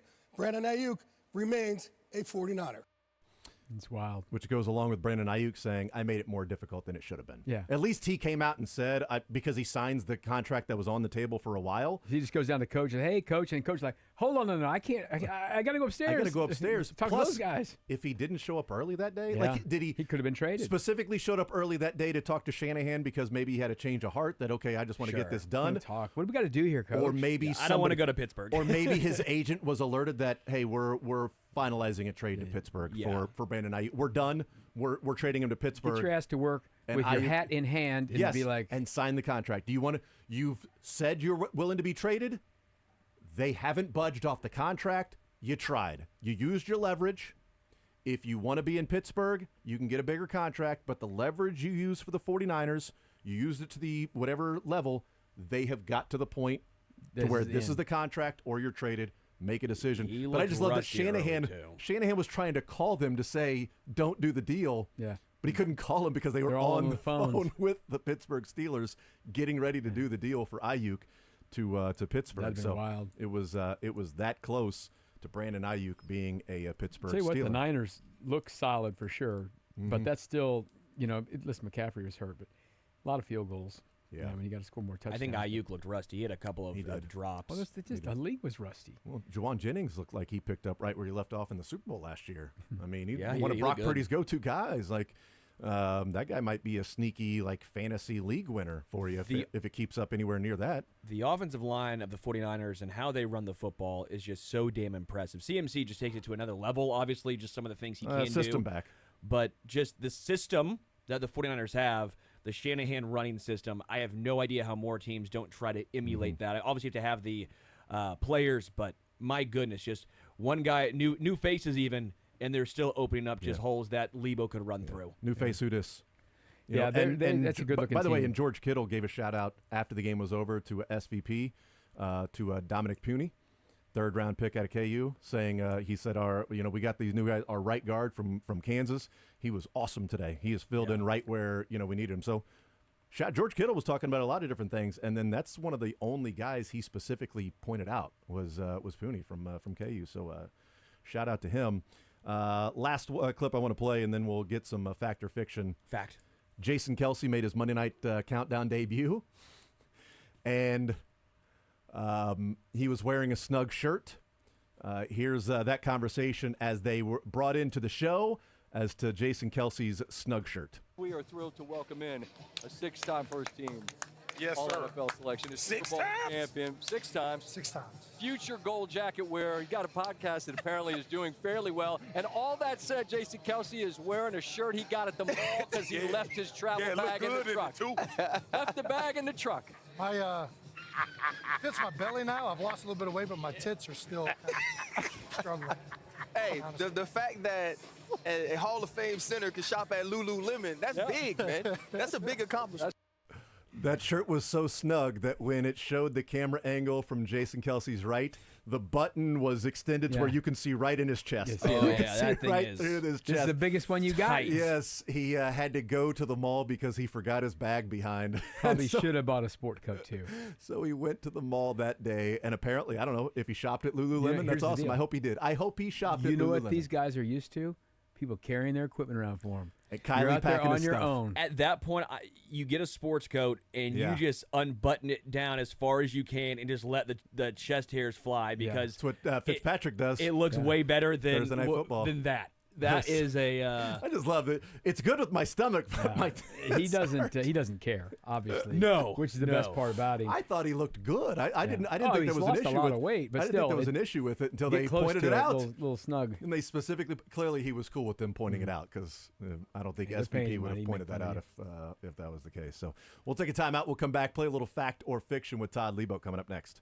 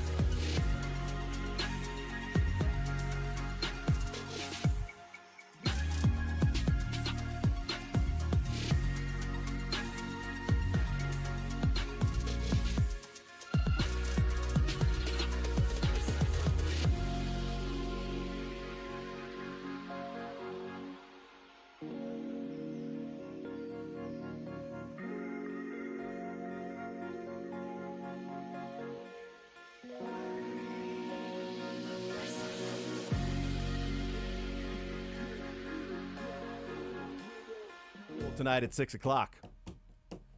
Let's do a little fact or fiction here as Todd Lebo is hanging out with us.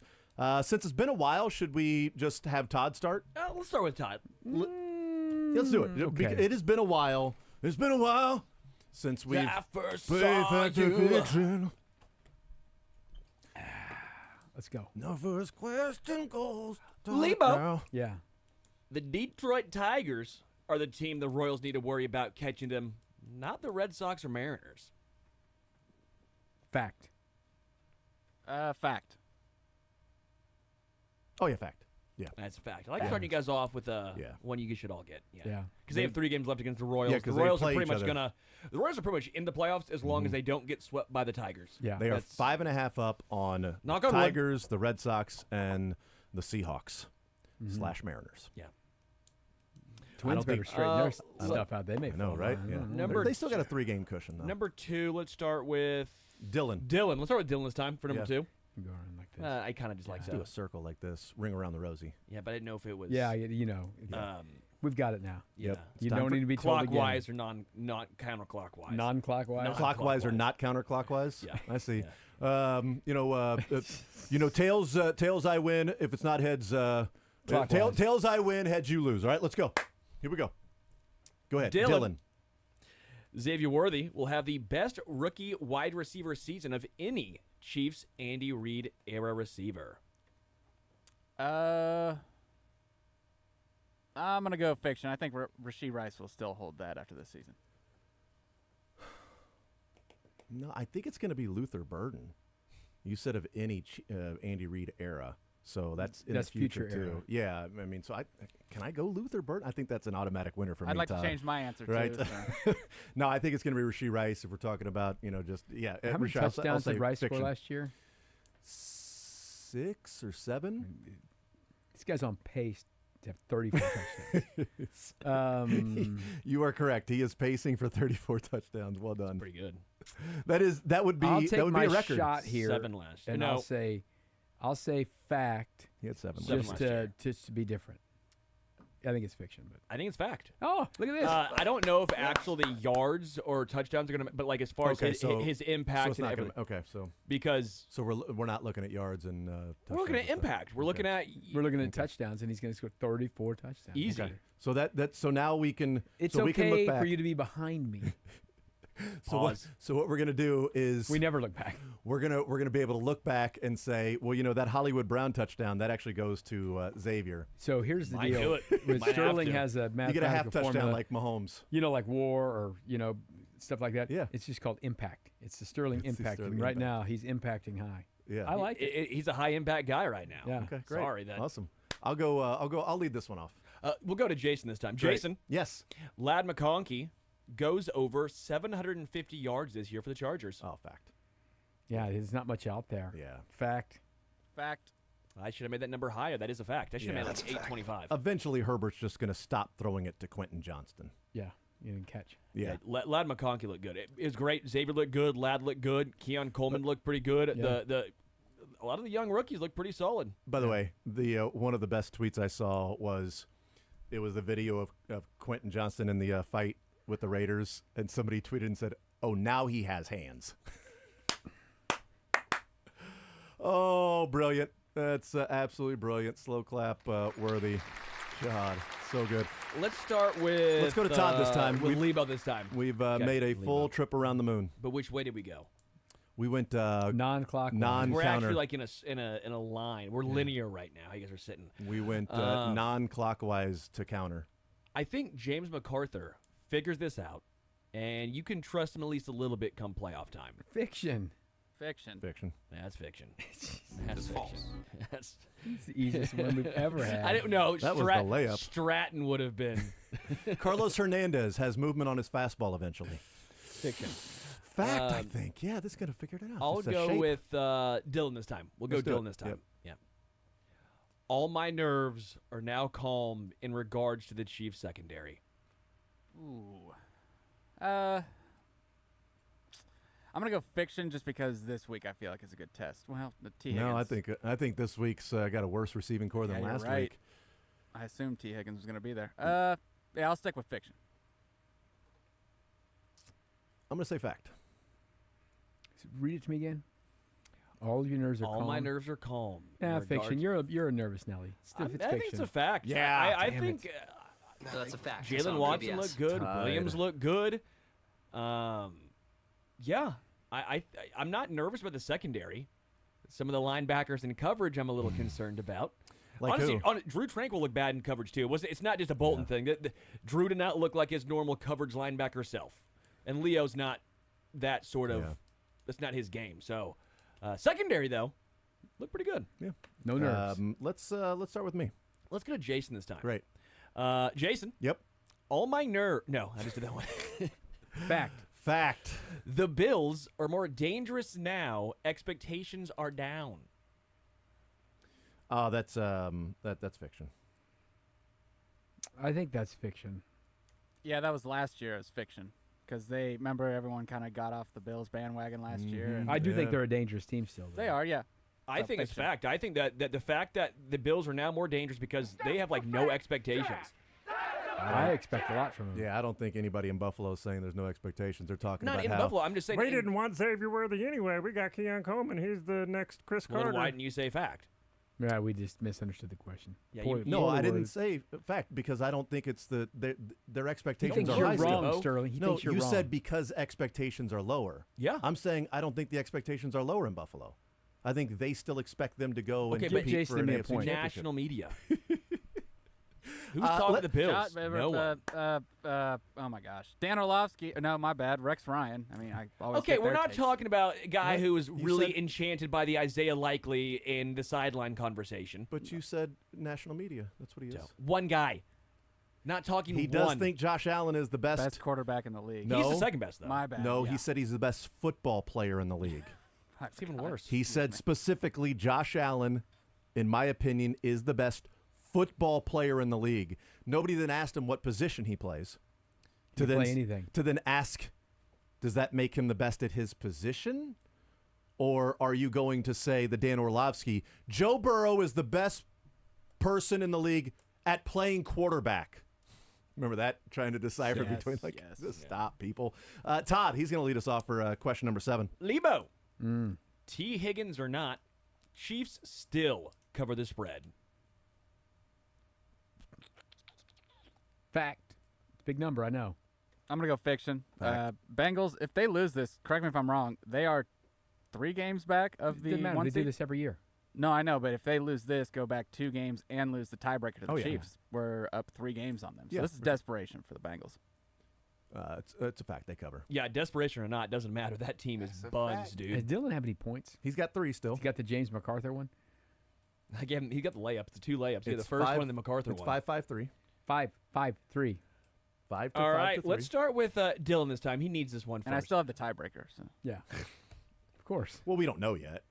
I just know it's going to be enough points for me to. Yeah, get back in probably. it. You'll still be in Final Jeopardy. Maybe. You won't be in the negative. He might not be if he keeps this up. Dylan, this is the same old Jets. Oh, fact. Fact. I think that's a fact, yeah. Fiction. Oh, That's God. fiction.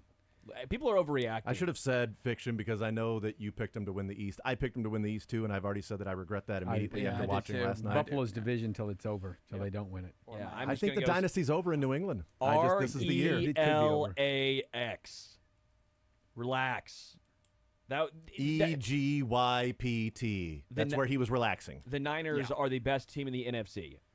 It's not a debate. The Jets had some rust to knock off. They had a couple of pretty big drops. They had a couple of turnovers. I don't know. I Maybe think they're going to be okay. Maybe it's The defense looked really salty. Playing Dolphins against the looked- backup running back. defense knowing who looked he was. horrible. Maybe it's just me, seeing how they played and then taking something and making more of it. But I know it was his first game in a year, Aaron Rodgers, but he looked far too satisfied and happy on the sideline for a team that just got their ass I whipped on agree. Monday Night Football. I thought the whole team looked a They little were bit just like, too. oh, it's all good, man. Yes. Yeah, it's game number. I played a whole game, man. This is going to be a fun season. Like, not a person over there except Salah that You're was just sulking. wrong on this, Sterling. I don't know. They look too okay with getting their ass whipped on Monday Night Also, Football. did anyone see the pregame interaction between him and Hackett when they were looking at his play sheet on the wristband? It was interesting. I don't know if you could find it, but it basically looked like Hackett was getting chewed out by Rodgers about certain plays not being what they should be on his play sheet. Which so is exactly the whole criticism issue. of Aaron Rodgers, is that he would check out of plays that are called to set up plays later, but Aaron Rodgers didn't like them at that particular time, so he would check out of it to a different play, and now you've screwed up the game plan. Anyway, I'll go first now. It's 5-5-3 still. Jason. Yep. Arizona will be this year's surprise team. And that and surprise can have multiple meanings, so I'll try. You're talking about the National Football League? Yeah, National Football League. I'll say that they can be a surprise team. K-State's playing Arizona on Friday. They're in almost every single game. They're going to have a couple of upsets this year, just be surprising. Top 20 matchup. Friday night, number 20 versus number 14. We'll talk about that. Fact, Arizona Cardinals will be a surprise team to you this year. Yeah, to Sterling, sure, fact. I'm going to go, what'd you go, Jason? I went fact. Yeah, fact. Same. It's a fact. Yeah, I like Arizona this year. Last year, my surprise team was the Texans. That is a fact. It may be Drained it. It's an experiment. This year, it's Arizona. You know, the Arizona Wildcats have the longest winning streak in college football. No kidding. Not the Wild. I'm talking. I'm just telling you, it's National just that's Football a League. tidbit for You you. went to Arizona? They have It's the a good football longest team. winning streak in college football. It's a good football team. There you go. Longer than Michigan?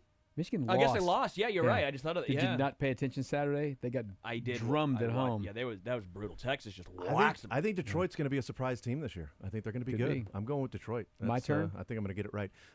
Todd's up first. We'll go to Lebo this time. Let's do it. Lebo. Yep. Oh, wait. Yep. Mizzou fans should be scared by Boston College. Fiction. Mizzou is one of the best teams in the country. Shouldn't be scared by anybody. I would go fact just because Bill O'Brien is an NFL-level coach, and they're playing pretty good so far. Fiction.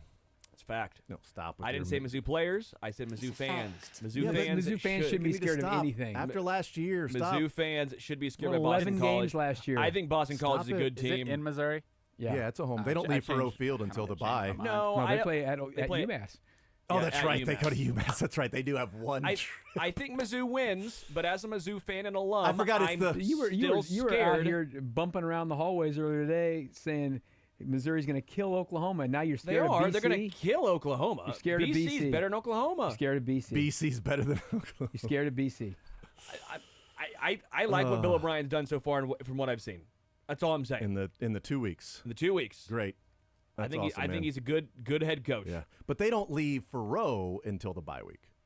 So they've got BC this week, then Vandy, then a bye. Right, and then they play. Then at they go to UMass. A&M and UMass. If they were after playing that. BC at BC, I think I'd feel better about my answer there. But yeah, no, they're Hey, Dylan's tied with everybody. I now, think isn't I'm a It's little. 6-5. I'm still a little worried about BC. That's all I'm saying. I think Mizzou wins, but I think it might be a little tighter than playing Buffalo or So you're taking Murray State. BC plus 16.5? Yeah, I'd take Yeah. BC plus he? 16. So it's going to be 14-0? So you're saying Because BC, Missouri's not getting a lot of points this So year. you're saying the first 2 weeks where Eli Drinkwitz's final drive scored to cover. To cover, yeah. He won't scored to play football. He didn't score won't, to cover. He won't care about the cover 16.5 this week. I'll take Mizzou minus the points. 16.5 is a lot. Is a I think big number. I think until they Eli. don't. I think Eli was maybe aware both games of what the All the right. spread was. He scored a touchdown the final drive to get It's great. field goal. Wouldn't I have ripped done the it. over on that one too. That Field was goal so wouldn't have great. done it. A touchdown to cover, He and knew. he scored a touchdown on the He final knew. drive to cover. All right, Dylan, you lead us off. Last 2 questions here. Dylan. Yep. Notre Dame still makes the college football playoffs. Oh, I really wanted to just blurt out fiction there, but I got a fact. It's 12 teams. I'll be in there.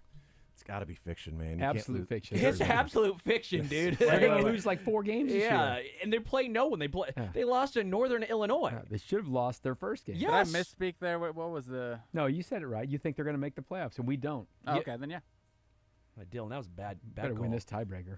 Dylan's down by 2 How now are you with going to one say that they question play left. no one? They play USC next. That's the No, final USC week of the later, season. yeah. They have a couple games against some okay teams, but if you can't beat Northern Illinois, I at hope home, they're not as good as Northern Illinois. Yeah, that's a good point. All right, final one. It's 7-5.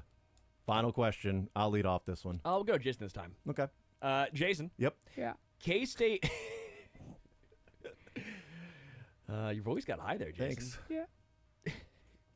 K-State covers the spread versus Arizona, -7. Did I just tell you the I'm going fiction. on that one. longest winning streak? You told me that. I did tell you that. I'm going fiction. This game is at home. I think it's going to be a fact. I think it's going to be a typical K-State type game where turnover, something like that. Here and go. I'll say they had their ugly week, and they're going to win this one by 10. Oh, well, okay. I was going to say the spread's 7.5 in case you It wanna was flip. 7. Yeah, 7. Yeah, it's moved up to 7.5 now. Well, I got it So- at 7. 7's fine for this. Yeah. Push. Yeah, Right. then I'll go that they cover if the line's going towards it. So. Yeah. So I went opposite of them. So It is a fact. it's a fact. I was going to say once you said you got it at 7, I'm like, well, I'm wrong here. You just lost. Well, I thought Tulane was like, as you're saying, Lee, but that was their like, okay, we got one here. We played bad football, but we got to win. Arizona ain't surprising them. They're the hottest team in college football, though. I mentioned that. I think Arizona's good. Like I think K-State's going to win, but 7.5 is a lot. Arizona had a little struggle last week against Northern Arizona. They won. It was a look-ahead game. They got K-State the week after that. Yeah. Getting ready for that game. Did you see Arizona State beat Ole Miss or Mississippi State beat the SEC team? And these teams from out there that aren't Colorado are pretty good that the league brought in. I thought Arizona State was going to be pretty scrubby. Yeah, they're all right. Arizona's all right. Utah's obviously all right. Mm-hmm. Colorado, Mommy's all right. Daddy's all right. Both KU and K-State play Arizona State this year. No, cheap trick. KU's on the road at Arizona State too. Yeah, that's a road trip. K-State's got Arizona State at home, so that game became more interesting after beating Mississippi State for. What's the score? For the Devils. It is 8-7-6. Todd has 8. I have 7. Dylan has 6. I guess I can't be caught. So clearly, there's a tiebreaker. Actually, not this week. Lebo, you won. Congratulations. Thanks. What's the tiebreaker? I love the tiebreakers when you pull them out of here. This is the tiebreaker. Okay. Rank these bands. There are 5 bands. You have to rank And who them. are they? Great. What are they? Yeah, well, you got to give them to us so we can do this. It's like Cards Against Humanity. You're playing for Sterling's favorite band. Exactly. You got to who you're pitching to. I'll order these in alphabetical order. Okay. These are just random bands because it's more fun to be random. Right. Oh, okay. Alien Ant Farm.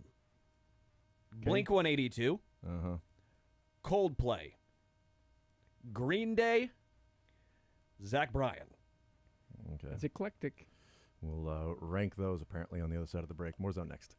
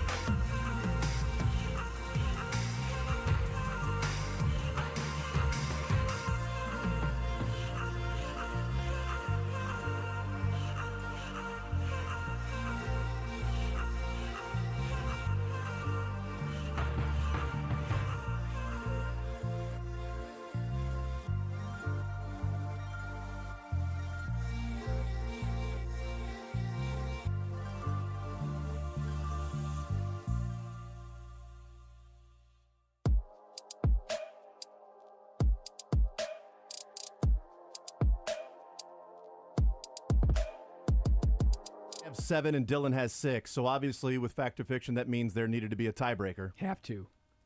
I don't know how you grade this, but I'm not sure how you would It's on a grade this. sliding scale. either. Yeah, I know. This sliding scale grading system that you have is not what we're looking for here. You're getting closer to figuring out the tiebreakers. Yeah, but this is my own wrinkle. This is my this, well, this is let's the iron Stu's that- wrinkle. let's iron the it out. Stu's wrinkle. how do you score it? 5, 4, 3, 2, 1. So if you have to be exactly perfect. Well, if you get the first one right, you get 5 points. If you get the second one correct, you get 4 points. And so if you get either one off on all of them, you get nothing. You would get nothing then. Okay. That's how it works. All right, Okay, I've great. written my stuff down. Did you write your stuff down? I Dylan? wrote mine down. Dylan, did you write it down? Okay, He's great. nodding. Who's number one? We'll go Dylan first because he's in last. Oh, Or Dylan. should we just say? How about you say who's fifth on the list? We'll go around the table. Who's fifth? Yeah, who's fifth? Dylan, who's number 5 for you? So number 5 for me is Alien Ant Farm. I went Coldplay. I went Coldplay. Yeah. Coldplay's correct. They are number Nice. 5. Yeah. Todd and I got a I point. don't know what we get. One we point. get 1 point. That's 1 point right Okay, there. That's okay, 1 point okay. right there. Number That was the easy one, That's I thought. on me. I was playing towards myself and had Coldplay. you gotta at remember 4. who this I guy know. is. Yeah. Number Coldplay. 4, I said Alien Ant Farm. Yep. I said Green Day. Yeah, Coldplay. Green Day's number 4. I know this guy. Lebo. Todd's got 2 points. I know this guy. Well, I think Todd's I'm got 3 next now. Two. All right. Todd's up 3-1. Who's number 3? Number 3, I put Zach Bryan. I put Zach Bryan at number 3. Zach Bryan's number 3. Oh my goodness! And then I did my Alien Ant goodness. Farm Now, 2. Alien Ant Farm 2? No way. And I did Blink 1. Hey, Lebo! I I did- know this guy. I did Yeah. Blink and Green Day. Blink, Alien Ant Farm, Zach Bryan, Green Day, Coldplay, in that order. So I ended up I getting. got how many points? I got 10 points. You got 4 of the 5. I so. got- No, I you, all got, you got five. all 5. You got I aced it. 9, 12, Well, that's not fair. 14. You got 15 points there. I got Sounds like 10. I won this damn thing. That's a That's a record, by the yeah, way. but that's ridiculous because you were. Oh wait, you were already in the lead anyway. Yeah. So I guess maybe it just worked out for you. Yeah, it just worked out that I kinda beat you by think more. Todd getting music questions is also not fair. But also, because you and I've Todd talked mind about meld with music too Sterling much. so Maybe much if about you music. try and learn from me and ask me questions like Lebo does, Jason. Not worth it. He cares. It's not worth it. There's no prizes here. My question is, why do I need to ask you questions?